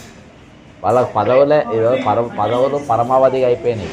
ఈరోజు బాజాబ్తా బోర్డులు కూలబెట్టాం. ఏం లేదు సార్, మన తల్లిదండ్రులు కూడా ఎడ్యుకేట్ చేయాలి. ఈరోజు నేను హైర్ పార్టీ నుంచి కొట్లాడుతున్నా, అవి కొనకండి అని, కొనకండి అది ఉన్నట్లేదు. అట్లా ఈ కాలేజీలది కూడా మనం ఏ కాలేజీలలో ఇవి ఉన్నాయి, అప్లికేషన్ లేవు, దొంగ మార్కులు వేస్తుండ్రు, పిల్లలకు స్కిల్స్ ఉన్నాయి, రేపు డిగ్రీలు చేసి ఇండనే పంటున్నారు పిల్లలు బయటికి పోలేక అనేది కొంచెం మనం చేద్దాం. ఖచ్చితంగా సరే 25% ఫ్రీ సీట్స్ ప్లస్ జిఎస్టీ కట్టించడం, రెండింటిపైన కూడా మనము ఒక రీప్రజెంటేషన్ గవర్నమెంట్కి ఇచ్చి దీని మీద మనం మైదాన ప్రాంత పోరాటం చేద్దాం సార్. తప్పకుండా సార్, మీరు any time you call me sir. 2 నెలలు ఉండను, తర్వాత నేను August 9th నుంచి any time I am at service sir. Okay sir. Sir ఫైనల్గా ఒకటి, ఇప్పుడు అంటే మీరు గురువుగా ఉన్నారు, చాలా మంది విద్యార్థులను మీ చేతులకి వెళ్ళి బయటికి దాటించారు.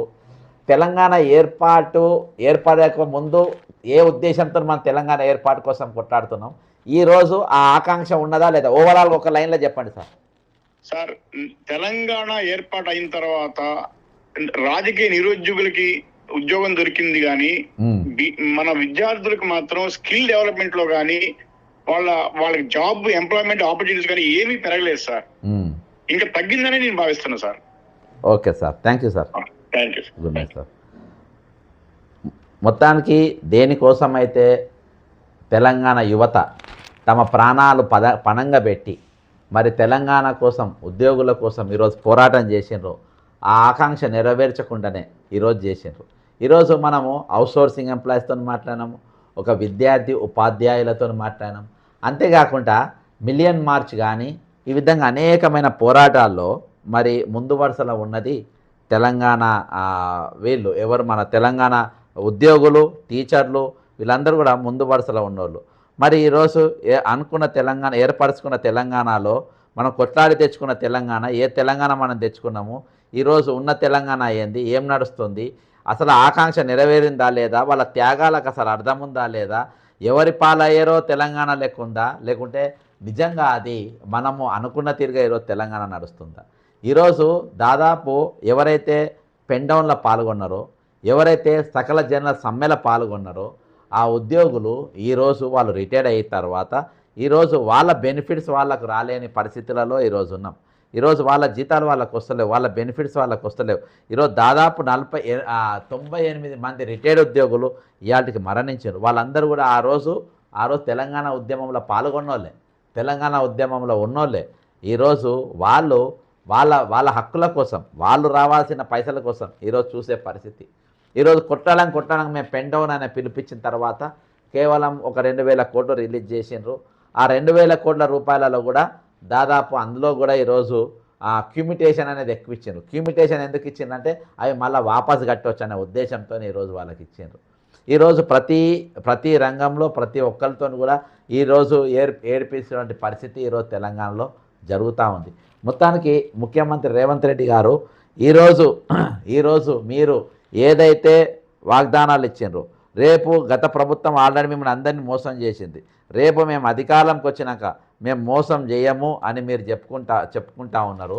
ఈరోజు ఆ విధంగా కాకుండా ఈరోజు పచ్చి మోసం, పచ్చి అబద్ధం. ఒక 5-10 నిమిషాలు నువ్వు వండలో కూర్చోలేక ఈరోజు నువ్వు రాసుకొచ్చిన భాషనే చదవలేక ఆ అబద్ధాలే ఆడలేక ఈరోజు మధ్యలో పారిపోయినావు. అటువంటి వ్యక్తివి ఈరోజు నువ్వు ఉన్నావు. ఈరోజు ఒక ఆర్టీసీ ఎంప్లాయ్ దాదాపు 45 డిగ్రీల ఎండ వేడిలో తన హక్కుల సాధన కోసం ఈరోజు శంకర్ గౌడ్ అనే ఉద్యోగి, ఆర్టీసీ డ్రైవరు మరి 47 డిగ్రీల వేడిలో మరి ఈ ఎండాకాలంలో మరి పెట్రోల్ పోసుకొని కాలబెట్టుకున్నాడు. మరి ఆయన కాలబెట్టుకున్న మనిషి ఆ ఎండలో ఆ వేడిలో ఒక దిక్కు శరీరం కాలుతూ ఉంది, తన ప్రాణాలు పణంగా పెట్టిండు. తెలంగాణ తెచ్చుకున్నాక కొన్ని 2 నెలలు కూడా కాలేదు. మరి ఈరోజు నీవు అరగంట ఎండ బాగా వేడిగా ఉంది, నేను ఇక మాట్లాడలేనని మధ్యలో పారిపోయినామనంటే దేనికి నిదర్శనం? ఈరోజు త్యాగాలు చేసిన వాళ్ళు, పోరాటాలు చేసిన వాళ్ళు, ఈరోజు ప్రాణాలు అర్పించిన వాళ్ళు ఈరోజు తెచ్చుకున్న తెలంగాణ నిజంగా వాళ్ళ ఆకాంక్ష నెరవేరుతుందా? లేకుంటే ఇందాక లక్ష్మారెడ్డి సార్ చెప్పినట్టుగా ఈరోజు ఇది కేవలము మీకు ఉపాధి కల్పించడానికి, ఈరోజు రాజకీయ అవకాశాలు కల్పించడానికి మాత్రమే మనం తెచ్చుకున్నామా అని అంటే నిజంగా ఇది ఆ విధంగా అట్లా తెచ్చుకున్నట్టే ఉంది. కానీ ఈరోజు నిజంగా వీరి కోసం కొట్లాడి తెచ్చుకున్న తెలంగాణ, ఈరోజు తెలంగాణ కోసం నిజంగా వీళ్ళ కోసం తెచ్చుకున్న తెలంగాణలో ఈరోజు ఆ విధంగా కనబడతలేదు. కాబట్టి ఓవరాల్గా మాత్రం ఏ ఆకాంక్షతో తెచ్చుకున్నాం అది నెరవేరలేదు. దాని మధ్యలో ఈరోజు మనము ఈ 12వ మరి తెలంగాణ ఆవిర్భావ దినోత్సవం జరుపుకుంటున్నాం. అంతే సార్. నమస్కారం సార్. ముందుగా మీకు 12వ రాష్ట్ర ఏర్పాటు దినోత్సవ శుభాకాంక్షలు. నంబర్ 1 మేము లైవ్లో తీసుకున్నా. ఇప్పుడు ఓవరాల్గా నీళ్ళు నిధులు నియామకాలు కొంతమంది సార్లతో మాట్లాడిండు, ఈరోజు అవుట్సోర్సింగ్ ఎంప్లాయీస్ మాట్లాడిండు, కొంతమంది లైవ్లో తీసుకున్నా. ఒక ఉద్యోగిగా, ఒక ప్రభుత్వ ఉద్యోగిగా, ప్రభుత్వ టీచర్గా నీవు తెలంగాణ ఉద్యమంలో పాల్గొన్నావు. మరి ఏ ఆలోచనతో మీరు తెలంగాణ ఉద్యమంలో పాల్గొన్నారు? ఈరోజు ఈ 12 సంవత్సరాల ప్రస్థానంలో మీకు వచ్చిన అనుభవాలు ఏంది? నిజంగా ఆనాడు మీరు అనుకున్న తీరుగా ఈరోజు అది మారిందా, లేకుంటే నిజంగా నీళ్ళు నిధులు నియామకాలకు తూట్టుపడ్డాయా? ఏమని చెప్తావు దేవదాస్ సార్ మీరు? నేను ఒక ఉపాధ్యాయుడిగా, ఒక ఉపాధ్యాయ నేతగా 25 సంవత్సరాల నుంచి నేను ఉమ్మడి వరంగల్ జిల్లాలో ఉపాధ్యాయ సంఘం లోపల వివిధ బాధ్యతల్లో నేను అధ్యక్షుడి వరకు డెమోక్రటిక్ టీచర్స్ ఫెడరేషన్ లో నేను ఉమ్మడి జిల్లాకు అధ్యక్షుడిగా పనిచేసి తెలంగాణ పోరాటం లోపల చాలా క్రియాశీలకంగా పనిచేసి అనేక ఉద్యమాల్లో పాల్గొన్నటువంటి వ్యక్తిని. తెలంగాణ స్వరాష్ట్రం ఏర్పడాలని చేసినటువంటి ఆ ఉద్యమంలో చాలా క్రియాశీలకంగా పోరాడి నకలిజం సమ్మె కానీ తర్వాత ఆ విధంగా మేము చేసినటువంటి ఆ పోరాటాలు అనేటువంటివి ప్రతి దాంట్లో పాల్గొని ముఖ్యంగా ఆనాడు తెలంగాణ కొరకు పాల్గొన్నటువంటి వ్యక్తి. దేని కొరకు మనం తెలంగాణ కావాలని ఆకాంక్షించామంటే ఆంధ్ర రాష్ట్రం లోపల, ఆంధ్రప్రదేశ్ లోపల జరిగినటువంటి వాటన్నిటిని కూడా ఆ వివక్షతకు వ్యతిరేకంగా ముఖ్యంగా జయశంకర్ సారు కలలు కన్నటువంటి ఆ తెలంగాణ కొరకు నీళ్లు నిధులు నియామకాలు అనేటువంటి వాటితోటే వాటి లోపల మనకు నష్టం జరుగుతున్నది అనేటువంటి ఆ ఆకాంక్షతోటి మనము స్వరాష్ట్రం కావాలి. స్వరాష్ట్రం వచ్చినట్లయితే నీళ్లు మనకు నుంచి పోయేటువంటి గోదావరి కానీ తర్వాత కృష్ణా కానీ ఈ జిల్లాలు అనేటువంటి మనకే ఉపయోగపడుతుంది అనేటువంటివి. తర్వాత నిధులు అనేటువంటివి, నిధులు అప్పుడు ఈ ఎక్కువగా నిధులు అనేటువంటివి ఉన్నటువంటివి, ఈ నిధులు అనేటువంటివి మనకే ఉపయోగపడతాయని. తర్వాత నియామకాలు, ఆంధ్ర వాళ్ళు ఎక్కువగా మన యొక్క ఆ ఉద్యోగులన్నీ కూడా ఆంధ్ర వాళ్ళే ఎక్కువగా వాళ్ళు పొందుతున్నారు కాబట్టి వాటి లోపల అన్యాయం జరుగుతుంది అని. తర్వాత తెలంగాణ ప్రజలందరూ కూడా ఆనాడు అనేక ఉద్యమాల్లో పాల్గొనడం జరిగింది.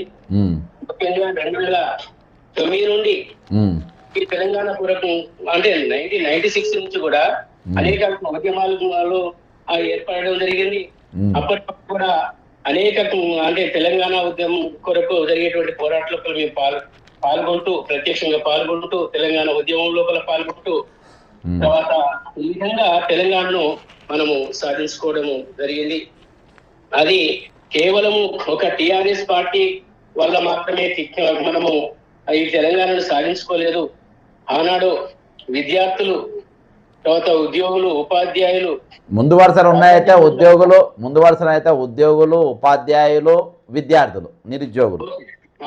కాబట్టి ఈ విధంగా మనం సాధించుకున్నటువంటి తెలంగాణ 1200 ఆ యొక్క అమరుల యొక్క సాక్షిగా, అమరుల యొక్క త్యాగ ఫలితంగానే మనము ఈ తెలంగాణను మనము సాధించుకోవడం జరిగింది.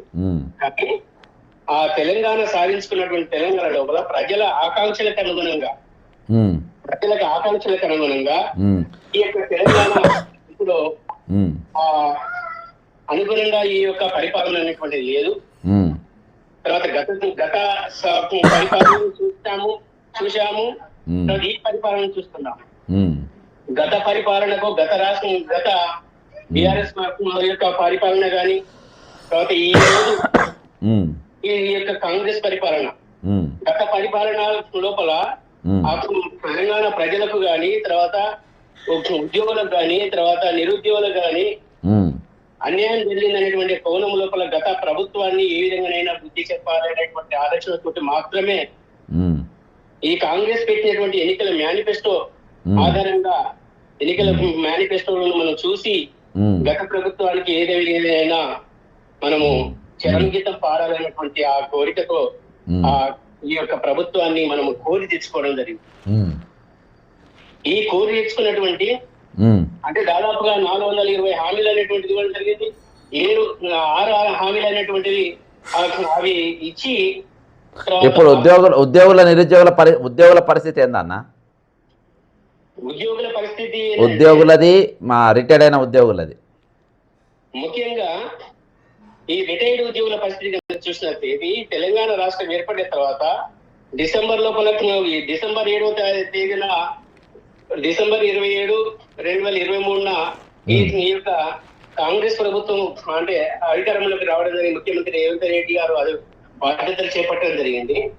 ఆ తర్వాత 4 నెలలకే ఈ రాష్ట్రంలో మన తెలంగాణ రాష్ట్రం లోపల మార్చి 2024 నుండి రిటైర్మెంట్లు అనేటువంటి ప్రారంభమైంది. మార్చి 2024 నుండి రిటైర్మెంట్ ప్రారంభమైన తర్వాత అప్పటి నుండి తర్వాత రిటైర్మెంట్ అయిన తర్వాత వెంటనే ప్రభుత్వం మాకు రావాల్సినటువంటి రిటైర్డ్ అయినటువంటి వారికి రావాల్సినటువంటి బకాయిలన్నింటినీ కూడా ఆ తర్వాత నెలకే మనం సబ్మిట్ చేసిన తర్వాత నెలకే మాకు రావాల్సినటువంటి ఆ బకాయిలన్నీ వెంటనే చెల్లించాలి. గత ప్రభుత్వాలు నేను 36 సంవత్సరాలుగా నేను టీచర్ గా ఉద్యోగం చేశాను, ఒక స్కూల్ అసిస్టెంట్ గా, తర్వాత విద్యార్థిగా ఉన్నప్పుడు కూడా నేను గమనించాను. ఈ 36 సంవత్సరాల లోపల నేను గమనించిన మేరకు అనేక ప్రభుత్వాలను చూశాము. ఏ ప్రభుత్వంలో కూడా రిటైర్డ్ అయినటువంటి వారికి కాలయాపన చేసినటువంటి సందర్భాలు లేవు. రిటైర్డ్ అయిన వెంటనే బిల్ సబ్మిట్ చేసిన వెంటనే పడేది. అయితే ఈ విధంగా రిటైర్డ్ అయిన తర్వాత వెంటనే చెల్లించాల్సినటువంటి ప్రభుత్వం చెల్లించకుండా దాదాపుగా 6 నెలల వరకు కూడా చెల్లించగల కారణంగా తర్వాత చివరికి సంవత్సరం వరకు కూడా ఈ కొత్త ప్రభుత్వం కదా ప్రయత్నం సరే ఆ దళిత రాష్ట్రంలో అప్పుల తెలంగాణగా మార్చింది కాబట్టి ఈ ప్రభుత్వం కోలుకుంటుంది అనే కానీ వేచి చూసాం. మీకు వచ్చిన ఏమన్నా 2000 కోట్లు విడుదల చేసింది కదా, అలా వచ్చినాయి మీకు ఏమన్నా? 2000 కోట్లు అనేటువంటి సంవత్సరం గారు వేచి చూసాము. తర్వాత మేము ఇప్పుడు 8 నెలల నుంచి కూడా వివిధ రకాల పోరాటాలు చేస్తున్నారు. మాకు ఒక సామాజిక ఒక కార్యకర్త ఒక సామాజిక స్పృహతోటి తర్వాత న్యాయం వైపు ఉండాలనేటువంటి కోరికకు ఆ లక్ష్యంతో మీరు మా యొక్క రిటైర్డ్ ఉద్యోగుల పక్షాన మీరు చాలా రకాల పోరాటాలు మాకు చేస్తున్నారు మా కొరకు.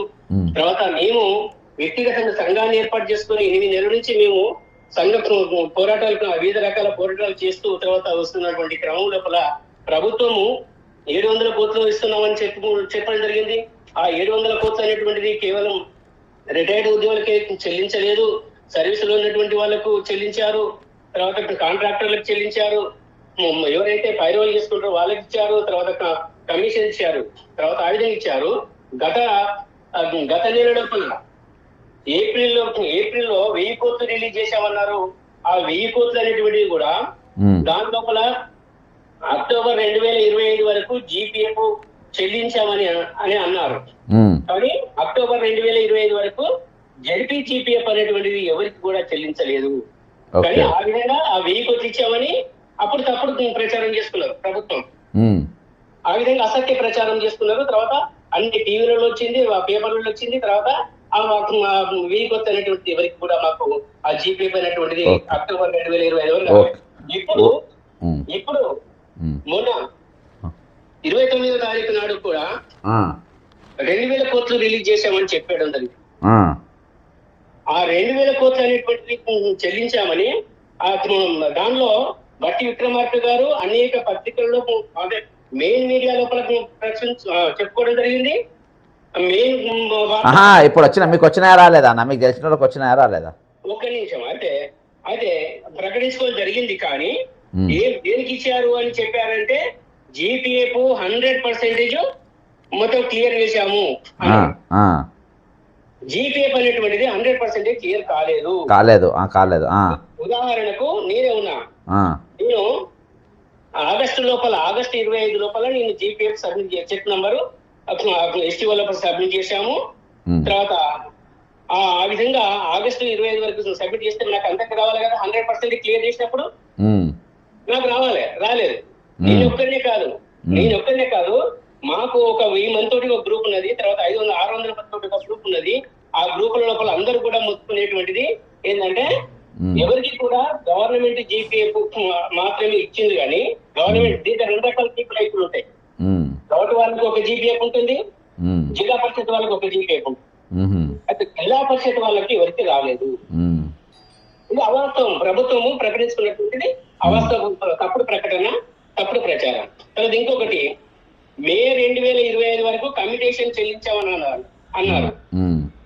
మే 2025 వరకు కమ్యూటేషన్ అంటే ఎవరైతే ఆ కమ్యూటేషన్ సబ్మిట్ చేసుకుంటారో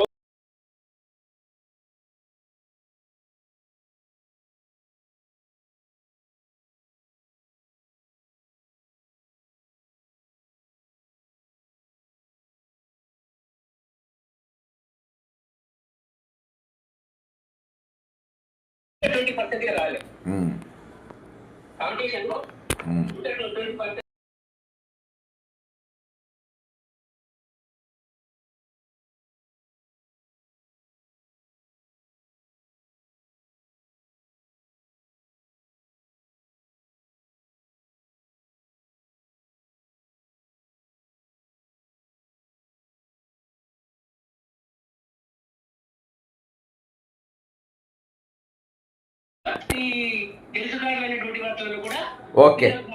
ఓకే అన్న, మళ్ళీ మాట్లాడతానా? Thank you. రైట్. ఇది ఇప్పటి వరకు రిటైల్ ఉద్యోగులతో ఏ విధంగానైతే వాళ్ళు ఆడుకున్నారో ఈరోజు అదే విధంగా వాళ్ళను తెలంగాణ ఉద్యమంలో చాలా స్ట్రాంగ్గా పవర్ఫుల్గా వీళ్ళు పనిచేసినారు. ఈరోజు తెలంగాణ ఏర్పడ్డ తర్వాత కూడా ఈరోజు వీళ్ళను యూజ్ అండ్ త్రో లెక్క చేసేసినారు. పైగా ముందే ఇక వీళ్ళ దగ్గరనే ఉల్టా పైసలు వసూలు చేసే కాదు. సార్ నమస్కారం సార్. 12వ తెలంగాణ ఆవిర్భావ దినోత్సవము దుఃఖంతో బాధతోని అందరికి చెప్పుకుంటా చాలా మందితో ఇలా బాధ ఏందనంటే అవుట్సోర్సింగ్ ఉద్యోగులు కూడా చనిపోవడం మొదలవుతుంది సార్. వాళ్ళకి జీతాలు లేక ఆత్మహత్య చేసుకుంటున్నారు. ఇంకోసారి నాగరాజ్ అని ఒక హెల్త్ డిపార్ట్మెంట్ ఆయన కూడా చనిపోయాడు సార్. మీరు గురువుగా, టీచర్గా, ఒక హెడ్ మాస్టర్గా తెలంగాణ ఉద్యమంలో మీ పాత్ర, తెలంగాణ ఏర్పడ్డప్పుడు ఏమనుకొని తెలంగాణ కోసం మనం కొట్లాడినాము, ఈరోజున్న తెలంగాణ ఎట్లున్నది సార్? కొన్ని మాటలలో చెప్పండి సార్. లాస్ట్ కాల్ మీదే. నీళ్లు, నిధులు, నియామకాలు వీటి మీద అది అందరికీ అవసరమైనటువంటి ఎజెండాతో మొదలైంది. అది కేసీఆర్ కు తెలిసి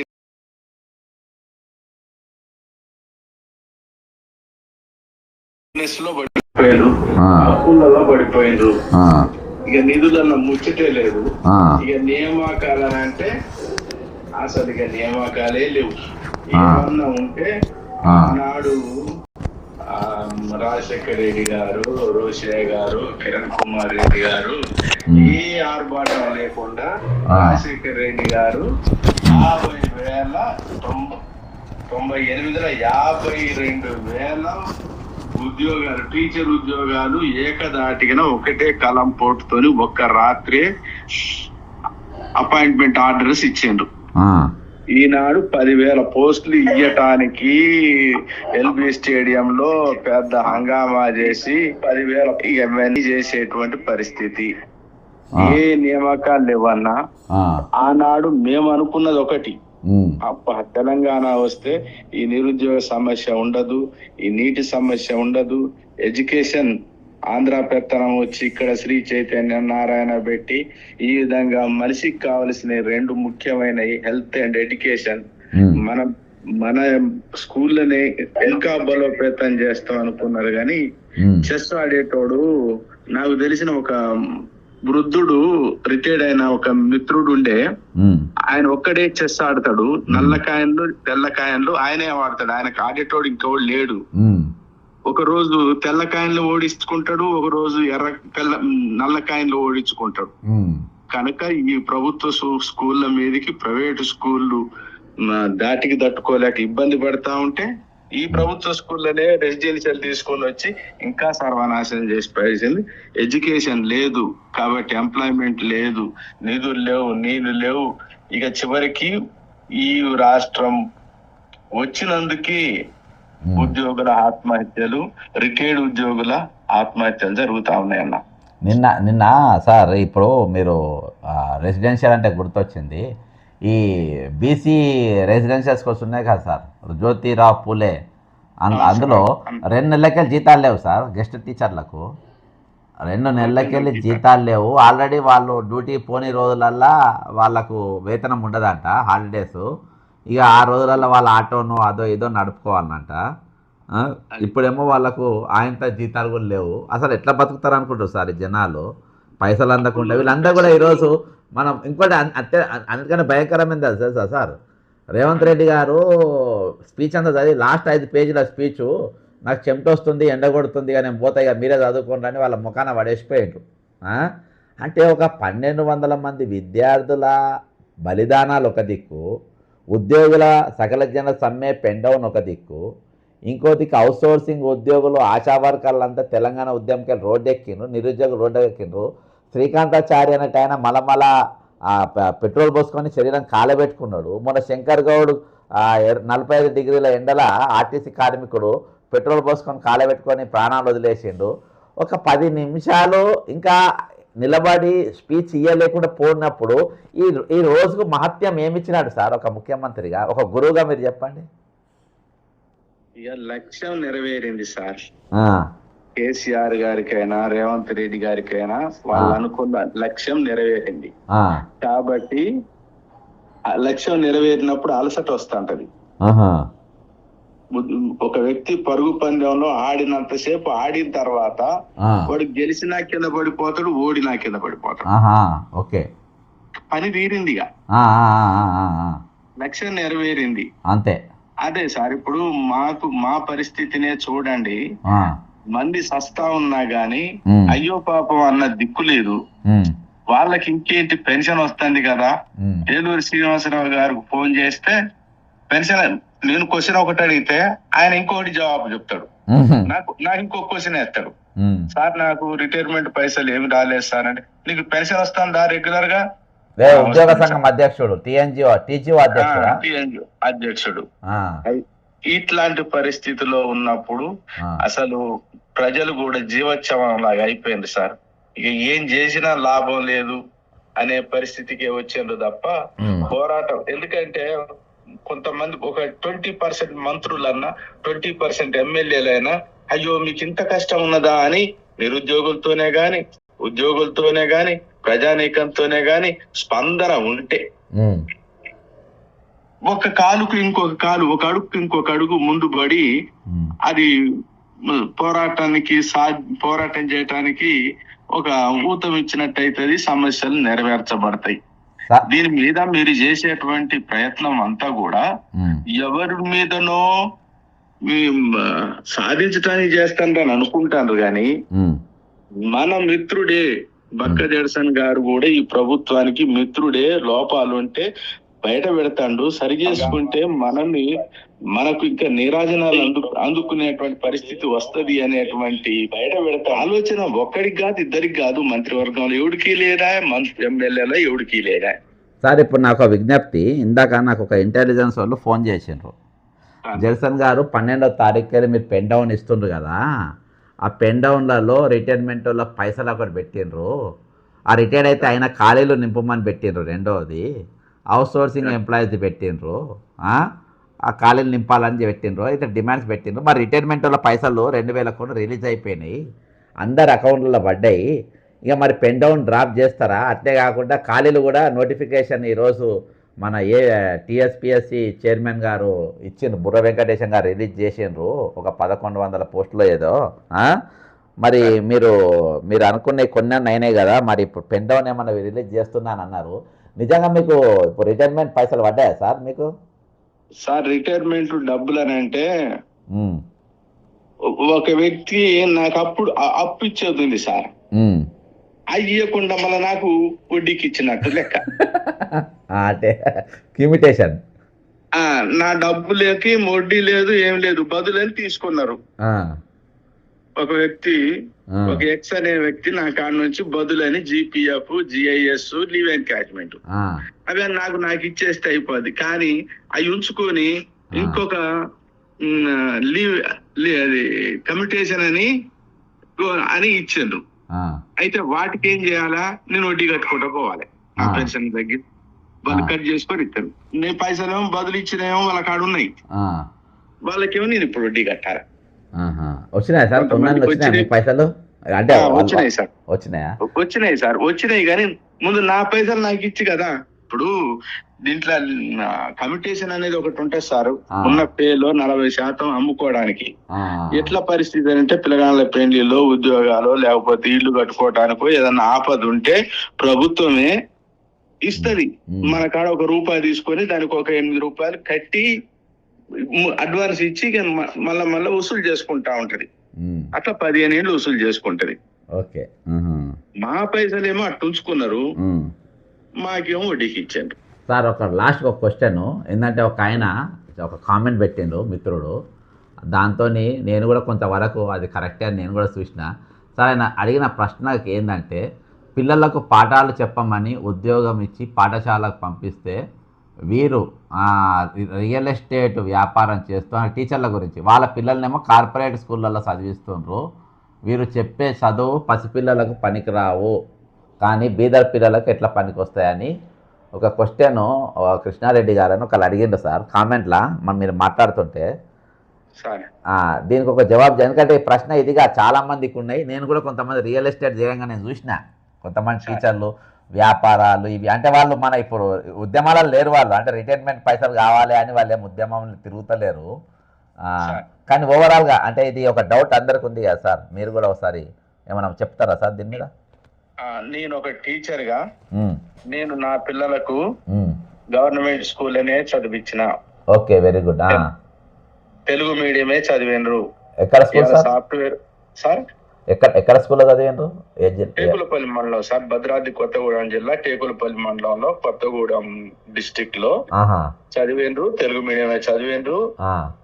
ఇవాళ మా బాబు సాఫ్ట్వేర్ ఎంప్లాయ్ గా చేస్తుండు, వాళ్ళ వాడు బ్రతుకుతాండ్రు. అయితే ఇక్కడ తెలుగు మీడియం, ఇక్కడ గవర్నమెంట్ స్కూల్లో చదివేయడానికి ఒక టీచర్దే తప్పు అని ప్రచారం చేయటం అనేది చాలా బాధాకరం సార్.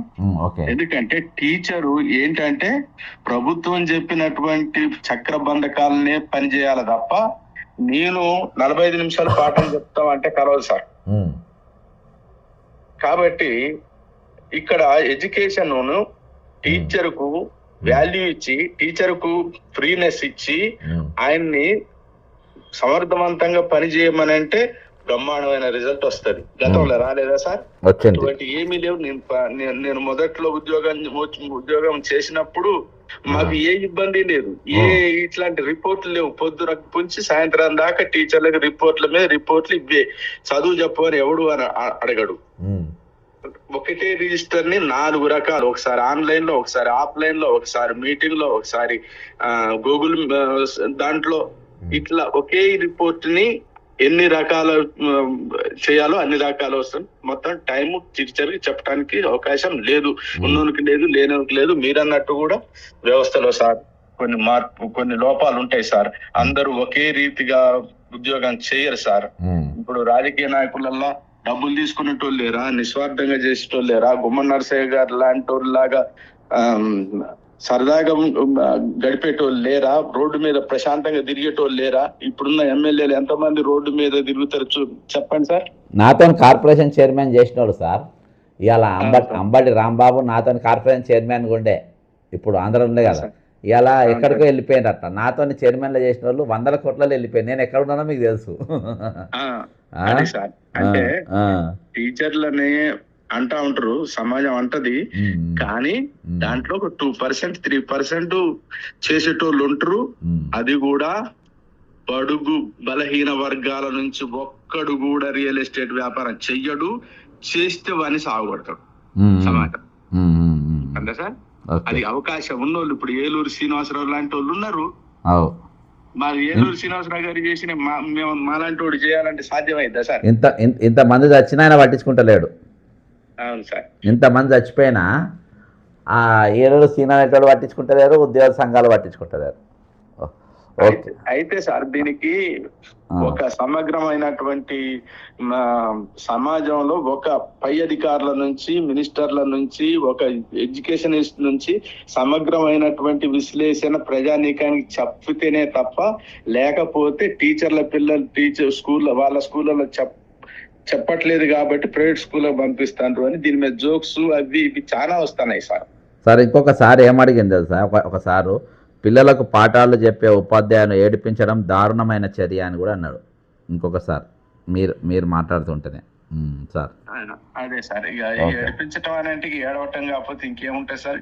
ఇప్పుడు పోరాటం చేస్తాం, యుద్ధం చేస్తాం, చేతగానప్పుడు పోరాటం చేస్తాం, ఇంకా చేతగానప్పుడు బతిలాడతాం. బతిలాడినా వినకపోతే ఇప్పుడు ఏడుస్తాను.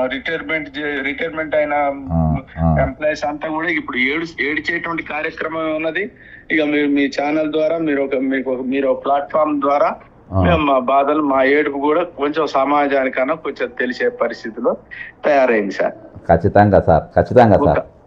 చెప్పండి సార్, చెప్పండి. ఇప్పుడు దానం ఇవ్వమంటాం లేదు, ధర్మం ఇవ్వమంటాం లేదు. మేము నిన్ను నమ్మి దాచిపెట్టుకున్న డబ్బులు నిన్ను నమ్మి దాచిపెట్టుకోవటం కాదు. గవర్నమెంటే జీపీఎఫ్ అని అంటే నీ పేలో 60 రూపాయలు 6% ఖచ్చితంగా మా దగ్గర దాయాలా అని రూల్ తీసుకొచ్చింది. ఎందుకంటే ఆనాడు తెచ్చిన రూల్ ఏంటంటే మన కోసమే తెచ్చింది కదా అనేటువంటి పరిస్థితి. మరి ఈనాడు పరిస్థితి ఏముంది? ఇంకోటి సార్, ఇంకా భయంకరం ఏంటంటే, ఇందాక నేను సెక్రటరియట్ గాడికి పోతే ఒక 2 ప్రభుత్వ ఉద్యోగులు కలిసిండ్రు. వాళ్ళు ఎప్పుడుగా ఉద్యోగ సంఘాలు చెప్పుకోలేక నాకు చెప్తారు వాళ్ళు అప్పుడప్పుడు. ఏం చెప్పినంటే, సార్ మాకు అంత మీద తుపాకీ పెట్టి మాకు హెల్త్ కార్డు ఇవ్వలే, ఏమి ఇవ్వాలి, మా జీతంలోకి వెళ్ళి కోత పెట్టిందని చెప్తున్నారు. హెల్త్ కార్డు కూడా ఇవ్వలే.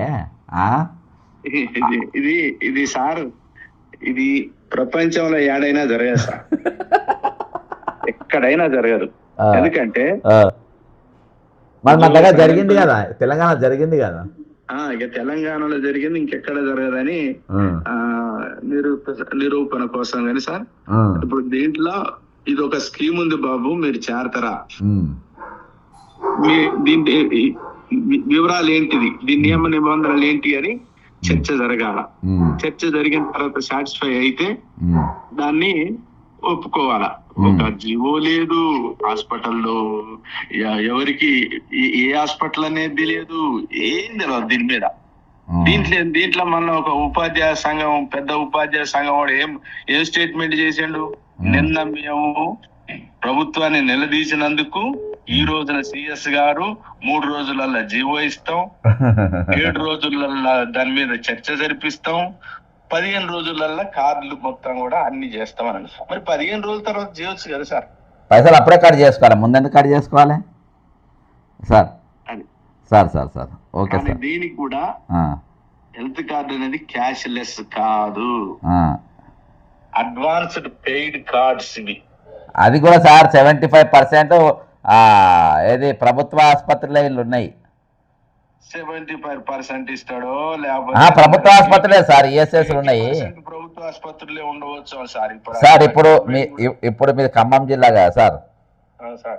ఖమ్మం జిల్లానే కదా. ఖమ్మం జిల్లాలో దవాఖాన పేరు చెప్తా, ఒక్క నిమిషం వినండి. ఒకటి భూమిరెడ్డి దవాఖాన అంట, భూమిరెడ్డి కరీంనగర్. ఇది ఖమ్మంది, ఒక్క నిమిషం సార్. ఖమ్మంది.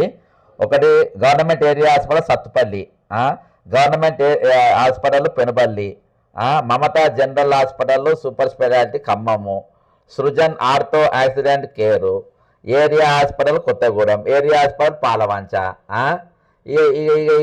దీనిలో ఉన్న ఏరియా హాస్పిటల్ భద్రాచలం అంట మీ దగ్గర, డిస్టిక్ హాస్పిటల్ వరంగల్, ఖమ్మము, ఇంకోటి రక్ష hospitals Khammam, Jai Bharathi multi specialty hospital Khammam. ఇక ఇలా 75% ప్రభుత్వం మీ జిల్లా చెప్తున్నా, మీ ఖమ్మం జిల్లాలో అంటే ఉమ్మడి ఖమ్మం జిల్లా. మీ భద్రాచలం అంటే మీ సొంత జిల్లాలో అయితే వరంగల్ మన ఏరియా హాస్పిటలే. అవును సార్, అవును సార్. ఇప్పుడు నీకు ఇదే కదా సారు, ఇప్పుడు మీ కొడుకు సాఫ్ట్వేర్ ఇంజనీరు, నీ కొడుకు దానిలో నీకు హెల్త్ స్కీమ్ వస్తుంది, నీకు ఇది అవసరమే లేదు కదా అసలు. ఇక అవసరం ఉన్నదా లేదా అనేది లేదు సార్, ఇక తీసుకోవాల్సిందే అంతే. అయితే ఇప్పుడు గవర్నమెంట్ స్కూల్లో ఉన్న పనిచేసే టీచర్ వాళ్ళ పిల్లల్ని గవర్నమెంట్ స్కూల్లో ఎందుకు చదివించడం అనేటువంటి క్వశ్చన్ కు ఆ మిత్రునికి నాదొక వివరణ. మరి కొత్తగూడెంలో ఉన్న ఏరియా హాస్పిటల్లో ఆయన పోయి ట్రీట్మెంట్ చేయించుకుంటాడా? ఆయన కొడుకు జ్వరం వస్తే ఆయన ఏరియా హాస్పిటల్ చేర్చుకుంటాడా? జాయిన్ చేస్తాడా? జాయిన్ చేస్తే నా కొడుకు గ్యారెంటీగా బతుకుతాడనే నమ్మకం ఆయనకు ఉన్నదా? కామెంట్ పెట్టిన ఆయనకి అంత సార్, అది అంత డొల్ల. అంతే అంతే. Okay sir, thank you. Thank you.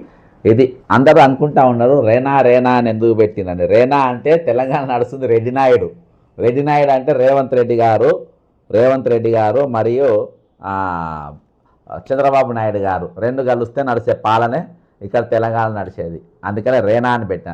Revanth Reddy గారు ఆయన సలహాతోని, నాయుడు గారి సలహాతోని రేవంత్ గారు మన రెడ్డి గారు చేసే పాలనను తెలంగాణ నడుస్తుంది రేనా పాలన. అందుకనే రేవంత్ రెడ్డి గారి పేరు రేనా అని పెట్టిన. బ్రదర్ నమస్తే. హలో బ్రదర్ నమస్తే. హలో నిరుద్యోగుల జేఏసీ అధ్యక్షుడు జనార్దన్ ఫోన్ చేసి ఉండే. అయితే ఈరోజు ఈ రేనా గారు ఏం చేస్తున్నారంటే, హలో బ్రదర్ లైవ్లో ఉన్నావు, ముందుగా నీకు ఒక నిమిషం పక్క కాపుజరా, నీకు ముందుగా 12వ తెలంగాణ ఆవిర్భావ దినోత్సవ శుభాకాంక్షలు. మొత్తానికి ఇది అసంతృప్తితోని, బాధతోని, వేదనతోని కూడా చెప్పొచ్చు. దాంతోనే ఈరోజు చెప్తున్నా. ఎందుకంటే 1200 మంది విద్యార్థులు చచ్చిపోయినారు. అందులో శ్రీకాంతాచారి గారు పెట్రోల్ పోసుకొని తగలబెట్టుకున్నాడు. కానీ ఈరోజు మొన్న శంకర్ గౌడ్ గారు పెట్రోల్ పోసుకొని తగలబెట్టుకున్నాడు, ఆర్టీసీ ఉద్యోగి. కానీ రేవంత్ రెడ్డి గారు ఈరోజు ఎండ బాగా కొడుతుంది, నేను ఇక స్పీచ్ చదవలేను, మీరే చదువుకుంటానే అలా ముఖాన కొట్టి వెళ్ళిపోయాడు. మరి ఇప్పుడు తెలంగాణ ఇప్పటిదాకా నీళ్లు నిధులు నియామకాలకు సంబంధించిన అందరితో మాట్లాడించిన, ఇప్పుడు నియామకాల కాడికి ఒక నిరుద్యోగ జేఏసీ అధ్యక్షునిగా రాష్ట్రం అంతా కాంగ్రెస్ పార్టీకి ఓటేస్తే మాకు న్యాయం జరుగుతుంది, గత ప్రభుత్వం మోసం చేసింది అని చెప్పి నువ్వు ప్రచారం చేసినావు. ఇప్పుడు నువ్వు అనుకున్న తీరుగా ఈ 12వ సంవత్సరం ఆ విధంగా ఉందా? ఈ 12 సంవత్సరాల తెలంగాణ అసలు ఎప్పుడు ఏనాడు లేదన్న తెలంగాణ అనేది నీళ్లు నిధుల నియామకాలలో 12 ఏళ్లలో నియామకాలకు ఎప్పుడు కానీ న్యాయం జరగలేదు. ఆ రోజు న్యాయం జరగలేదని వాళ్ళని గద్దె దిక్కున్నాం. వీళ్ళు వచ్చి అంతకన్నా ఎక్కువ న్యాయమే చేసేది. ఎట్లా ఆయనకు ఒక 2 నిమిషాలు ఎండకు నిలబడలేని ఆయన మంత్రి, మరి సంవత్సరాల నుంచి ఉద్యోగాలు లేక ఎండకు పార్ట్ టైం జాబులు కొట్టుకుంటూ జొమాటో కొడుతూ, ఊబర్ తిరుగుతూ, ర్యాపిడో కొడుతూ, ఇవన్నీ మన నిరుద్యోగులు ఎట్టపరుస్తున్నారు కష్టాలు. రామకృష్ణ మఠంలో అన్నం తినుకుంటా, 5 రూపాయల భోజనాలు చేసుకుంటా. మరి ఈయనకు ఆయన ఉన్న ఎర్రటెండలో లేడు కదా, ఆయనకు టెంట్ గింటు అన్ని ఉంటాయి. ఆ టెంట్ కింద ఉండి మాట్లాడుతుందుకే ఆయనకు ఎండ కొట్టిందంటే, మరి ఇలా 100 రోజుల పని చేసేటోళ్ళు ఎట్లా తిరుగుతున్నారు? ఇలా 3 అటెండెన్స్లు పెట్టింది ఈయన. మరి నువ్వు ఎండకు మాట్లాడలేనవి, మరి నీ మనుషులు నీ దాంట్లో పనిచేసేటటువంటి మంత్రి, నీ ఐఏఎస్ దానం కిషోర్ 100 రోజుల పని పోరా అని ఎట్లా మాట్లాడిరు? అంటే వీళ్ళ దాంట్లో ఉద్యోగాలు ఇవ్వలేము, మేము ప్రైవేట్ సెక్టార్లలో రిజర్వేషన్లు, స్థానిక రిజర్వేషన్లు ఇవ్వలేము, తెలంగాణ వాళ్ళకి ఏం చేయలేము, ఇక మీరు గడ్డపారలు పట్టుకొని 100 రోజుల పని పోరని చెప్పే. ఈయనతోటి ఏం ఏముంటదన్న వీళ్ళతోటి ఏం ఆశపడాలి, ఏం చేస్తాడని ఆశపడాలి? ఈయనకు తెలంగాణ పట్ల ఒక సంపూర్ణమైనటువంటి అవగాహన ఉందా? అవగాహన ఉన్నా చేయాలని ఒక కమిట్మెంట్ ఉన్నటువంటి వ్యక్తి, ఏమీ లేనటువంటి వ్యక్తి. ఆయన అంతా సిండికేట్ రాజకీయం. ఇప్పుడు పక్క పార్టీ వాళ్ళే అంటున్నారు కదా, ఈయన సువేద్ ఎందుకు కాదు, సువేద్ సర్కార్ ఎందుకు కాదని చెప్తూనే ఉన్నారు. ఒకటే చెప్పేది, కాంగ్రెస్ వాళ్ళు ఇప్పటికైనా గ్రహించుకోవాలి, ఈయన ఉన్నంత కాలం వీళ్ళ పార్టీ ఆగము, తెలంగాణకు ఇచ్చిన హామీలు అనేటటువంటి నెరవేరలేదు. ముఖ్యంగా నిరుద్యోగులకు వీళ్ళు చేసినటువంటిది గుండు సున్నా. వీళ్ళు మరి ఈ రోజు నోటిఫికేషన్ అని ప్రకటించింది కరెక్టే. ఈ రోజు ఒకవైపు బీసీ నిరుద్యోగులందరూ కూడా వెళ్ళేసి మాకు రోస్టర్ పాయింట్లలో అన్యాయం జరిగింది, రోస్టర్ పాయింట్లు మార్చాలి అని చెప్పి నోటిఫికేషన్ ఇస్తుంది. ఆడ రోస్టర్ పాయింట్ ఏమో అన్యాయం జరుగుతుంది అంటున్నాయి, రోస్టర్ పాయింట్లు చేంజ్ చేస్తే నోటిఫికేషన్ ఆగుద్ది. మరి ఆ పిల్లలు ఫస్ట్ నుంచి కూడా అందరూ కూడా ఇన్ని నెలలు, ఒక 2 సంవత్సరాల నుంచి నువ్వు నోటిఫికేషన్ ఇవ్వలేదు, అయితే ప్రభుత్వం ఇచ్చినాయి. మరి ప్రతి రోజు నీకు ఏమేమి సమస్యలు ఉన్నాయో వాటిపైన కమిటీ అయ్యి పబ్లిక్ సర్వీస్ కమిషన్ తోటి నిరుద్యోగులతో మాట్లాడమని చెప్పు అని చెప్పినాం. ఏనాడన్నా ఇన్నడా? మళ్ళీ ఇప్పుడు అన్యాయం జరుగుతుందంటే ఇంకా ఒక ఊరు మీద ఆంబోతులు లెక్క ఒక 4-5 ఆంబోతులు వస్తాయి, అడక్క తినే పదవుల కొరకు ఆశపడేటటువంటి వాళ్ళు వచ్చి వీళ్ళు చదువుకోవట్లేరు, ఏం చదువుకోవట్లేరు, మా ప్రభుత్వం ఉద్యోగాలు ఇస్తే మా మీద నిందలు మోయడానికి వచ్చి ఇప్పుడు మళ్ళీ ఈ లొల్లి పెడుతున్నారు. ఎప్పుడు లేదో ఒకటి కాలుకేస్తే మెడకు, మెడకేస్తే కాలుకు, కోడిగుడ్డు మీద ఈకలు పీకేటోళ్ళని మాట్లాడతారు. మరి ఇన్ని రోజులు ఏం చేసిర్రు వీళ్ళు? ప్రజాప్రభుత్వం అన్నప్పుడు ప్రజల దగ్గరకు వచ్చి వీళ్ళకి ఏం సమస్యలు ఉన్నాయని అనాలి కదా. మరి గతంలో కోర్టుల కేసులు వేసినావు, మరి ఏం చేయాలి? కోర్టు కేసు ఏమైంది గ్రూప్ 1? అదే అన్న, అదే చెప్తున్నా, ముఖ్యమంత్రి స్థాయిలో ఉండి సిగ్గుండాలి అంటున్నాను ఈ రోజు ఆ మాటలు మాట్లాడుతందుకు. ఆ కోర్టులో కేసులు చేసిర్రు, అవి ఉన్నాయి, అవన్నీ తీసేసి నేను ఉద్యోగాలు ఇచ్చిన ఆయనే అన్నాడు కదా. ఇలా 65,000 పైచీలకి ఇచ్చిందని ఆయన ఒక ఆవిర్భావ దినోత్సవం రోజు అన్నాడు. మరి ఇన్ని రోజులు 70,000 అన్నటువంటి పొన్నం ప్రభాకర్ తలకాయ ఆడ పెట్టుకుంటాడు, శ్రీధరబాబు లక్షణ శ్రీధరబాబు తలకాయ ఆడ పెట్టుకుంటాడు, గట్టి విక్రమార్క తలకాయ ఆడ పెట్టుకుంటాడు. ఇలా ఒక తెలంగాణ ఆవిర్భావ దినోత్సవం రోజు వాళ్ళ ముఖ్యమంత్రి డైరెక్ట్ స్వయాన 65,000 ఉద్యోగాలు అని చెప్పినప్పుడు వీళ్ళు తలకాయ ఆడ పెట్టుకుంటారు. తెలంగాణ సమాజానికి తప్పుడు సమాచారం అందిస్తున్నందుకు వీళ్ళని ఏమనాలి? ఈయన బలిదేవత అన్నాడు కదా, సోనియా గాంధీ బలిదేవత అన్నాడు కదా, ఈయన బలిదేవుడా? 220 మందిని బలి తీసుకున్నాడు. మరి అన్న వీళ్ళు ఇప్పుడు కాంగ్రెస్ వాళ్ళు ఎక్కడ తలకాయ పెట్టుకుంటారు చూడాలి. 65,000 ఉద్యోగాలు ఇచ్చిందని రేవంత్ రెడ్డి చెప్పిండు. సరే ఆ ప్రభుత్వాన్ని ఈ ప్రభుత్వాన్ని అన్ని వదిలిపెడదాం, 65,000 ఉద్యోగాలు, ఇంకా 1,30,000 ఉద్యోగాలు ఎప్పుడు ఇస్తారు? మొన్న ఆయన అంటాడు ఒక్కొక్క చిన్న ఒక్క పోస్టు 2 పోస్టులు ఉన్నటువంటి ఒక 25 నోటిఫికేషన్స్ ఉన్నాయంట, ఒక్కొక్క పోస్ట్ ఉన్నాయి. మరి ఎన్ని సంవత్సరాలకు ఒక్క పోస్ట్ ఉన్న దానికి ఇస్తావు? 3 నెలలు పెడతావు, 4 నెలలు పెడతావు. మరి ఇప్పటికైనా ఒక నోటిఫికేషన్ ఇచ్చేటప్పుడు ఒక నోటిఫికేషన్ ఒక 5-6 రోజులు 10 రోజులు చదువుకునేటట్టు పెట్టేటటువంటి విధానాన్ని ఏమన్నా చెప్పిర్రా? ఇప్పుడు ఆన్లైన్ లోకి పోతాని చెప్పిండు, ఆన్లైన్ లోకి మీరు నేర్చుకొని కంప్యూటర్ మీద ప్రాక్టీస్ చేయరన్నారు. మరి ఆన్లైన్ లో ఎన్ని సెంటర్లలో పెడతారు? అక్కడ సెంటర్లలో మరి ఆన్లైన్ లీక్ కాకుండా ఉండదా? ఇవాళ ఒక్కొక్కడు అన్ని హ్యాక్ చేస్తే నడుస్తున్నాయి, బ్యాంకులనే దివాలా కొట్టిస్తున్నారు.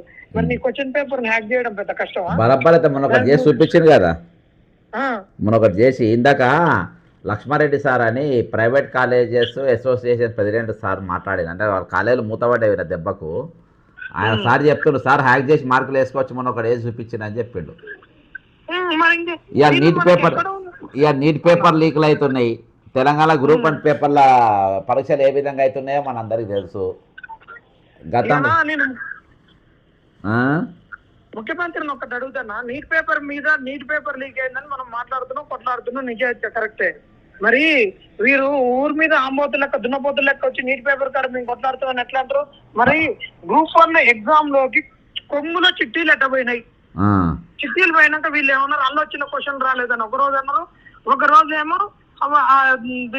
దాని మీద వెబ్ నోటిస్తూ ఈ అంతా మనం వాళ్ళను డిస్బార్ చేస్తున్నాం అని చెప్పారు. ఏం చెప్పకుండా మరి అసలు చిట్టీలు ఎట్లా పోయినాయి, దాని మీద ఎందుకు విచారణ జరగలేదు, పేపర్ బయటకు వచ్చింది ఏందని ఎందుకు జరగలేదు? వీళ్ళంతా సిండికేట్ రాజకీయం కాకుండా బండి సంజయ్ కుమార్ ఉన్నంత కాలం రేవంత్ రెడ్డికి ఏం కాదన్నా గ్రూప్ 1 విషయంలో. బండి సంజయ్ ఈయన రఘునందన్ రావు, కొండ విశ్వేశ్వర రెడ్డి, కొంతమంది బీజేపీలో ఉన్నటువంటి అధినాయకత్వము సిండికేట్ అయి గ్రూప్ 1ను కేసును ఏం కాకుండా చేసిర్రు, సిండికేట్ రాజకీయంతో చేసిర్రు. బీజేపీ వాళ్ళు ఎందుకు తీసుకోవద్దు, బయట లైన్ తీసుకొని ఎందుకు కొట్లాడలేదు, వాళ్ళు ఎందుకు కొట్లాడరా పార్టీ లైన్ ఎందుకు తీసుకోలేదు వాళ్ళు? ఇవాళ బాధాప్తాల కొడుకునే, అందుకనే బండి సంజయ్ కొడుకును బాధాప్తా రేవంత్ రెడ్డి వాళ్ళ ఇంటనే పెట్టుకునే ఎన్ని రోజులు అయినా కానీ ఈరోజు ఇవాళ దాకా ఎవరు మాట్లాడతలేడు. ఇవాళ రేవంత్ రెడ్డి క్షమాపణ చెప్పాలి తెలంగాణ సమాజానికి. ఏం సమాధానం చెప్పాలంటే, ఒక ఆవిర్వాద దినోత్సవం రోజు ఎండ కొడుతుందని బయటికి పోయినప్పుడు మరి 100 రోజుల పనుల కాడ వీళ్ళు ఎన్ని టెంట్లు లేపిస్తున్నారు, మరి మధ్యాహ్నం 2 దాకా ఉంటున్నారు, దానికి క్షమాపణ చెప్పాలి. అరే ఇవాళ మన ఆర్టీసీ వాళ్ళు ఎంత ఎండలకు బస్ ఎట్లా నడుపుతున్నాడు, ట్రాఫిక్ పోలీసులు ఎండలు ఎట్లా వాడుతున్నారు, మళ్ళీ ఈసారి బయటికి వెళ్తా అంటే రోడ్ల పైన బందోబస్తు ఉంటారు పోలీసు వాళ్ళు ఎట్లా ఎండలు ఇలా వాడుతున్నారు. ఇప్పుడు ఈయన డ్యూటీ కాడ వీళ్ళు వచ్చేటప్పుడు ట్రాఫిక్ లో గంట సేపు నిలబడాలి ఎండకు. మళ్ళీ ఇవాళ వాళ్ళు ఇచ్చిన స్పీచ్ వాళ్ళ ప్రోగ్రామ్ నడిచింది, ఆయన ఈయన కంటే గంట ముందు వచ్చిండ్రు వాళ్ళ ఉద్యోగులు అందరూ, మళ్ళా ఈయన పోయిన తర్వాత గంట సేపటికి ఎండలో పడిపోయిండ్రు. మరి వాళ్ళ పరిస్థితి ఏంటి? ఈయన ఒక్కడే మనిషి, తక్కిన వాళ్ళంత మనుషులు కాదా? అంటే వీళ్ళ ప్రాణాలు కానీ మనుషుల ప్రాణాలు కానీ మానాలు కానీ ఏది ఇల్లు ఉండదన్నా.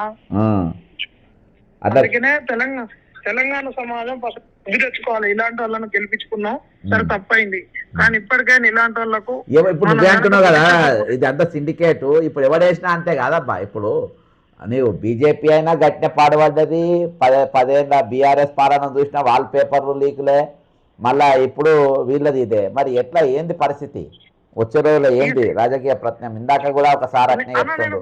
బాగా చెప్తున్నా, ఒక్కటే చెప్తున్నా, తెలంగాణ ఆవిర్వాద దినోత్సవం రోజు నా హృదయాంతరాలకెళ్ళి చెప్తున్నాయి, రెడ్డికి ప్రభుత్వానికి కాంగ్రెస్ కు సమాధి చేయడం అనేది 2027 మార్చిలో వచ్చేటటువంటి ఎమ్మెల్సీ ఎన్నికలదే. నిరుద్యోగులారా దయచేసి చెప్తున్నాం, ప్రతి ఒక్కరు నేను ఎమ్మెల్సీ పోటీ చేస్తా, నేను ఉరుకుతా, నేను ఎమ్మెల్సీ క్యాండిడేట్ ను నేను ముందు డిక్లేర్ చేసిన, మీరు వచ్చి నాకు మద్దతు ఇవ్వాలి అని మీరు ముందు ఎమ్మెల్యేలు ఎమ్మెల్సీ లెక్క చేయొద్దు, మీరు ఎవరు చేయొద్దు. దయచేసి చెప్తున్నాం, మీరు ఏంటంటే తెలంగాణ ఏదో 4 అది ఇది చేయగానే అలా పేపర్ లీక్ అయినప్పటి నుంచి ఉద్యోగాల కానించి మనం కొట్లాడుతున్నా కానీ మనం ఇప్పటికే మన యొక్క రాజకీయ పరిపక్వత, మన యొక్క విధానాలు, మన యొక్క శక్తి సామర్థ్యాలు, మన అంచనలు ఇవన్నీ రాజకీయాలకు సరిపోవు. అక్కడ ఒక దుర్మార్గుడు ఉన్నాడు, దుర్మార్గుడే కాదు, అక్కడ సిండికేట్ రాజకీయం జరుగుతుంది. ఇక్కడ ఒక ప్రభుత్వం, సెంటర్ లో ఉన్న ప్రభుత్వం తోటి తెలంగాణలో ఒక సిండికేట్ రాజకీయం. అందుకని టైటిల్ చూసినావా నువ్వు? రేనా అని పెట్టినా. రేనా అంటే చాలా మందికి అర్థమైతే లేదు. నాయుడు గారి మన ఏది సలహాలతోని ఆదేశాలతోని ఇక్కడ రెడ్డి గారు పాలిస్తుండ్రు అంటే రేవంత్ రెడ్డి గారు రేనా అని పెట్టిన, రేనా పాలన.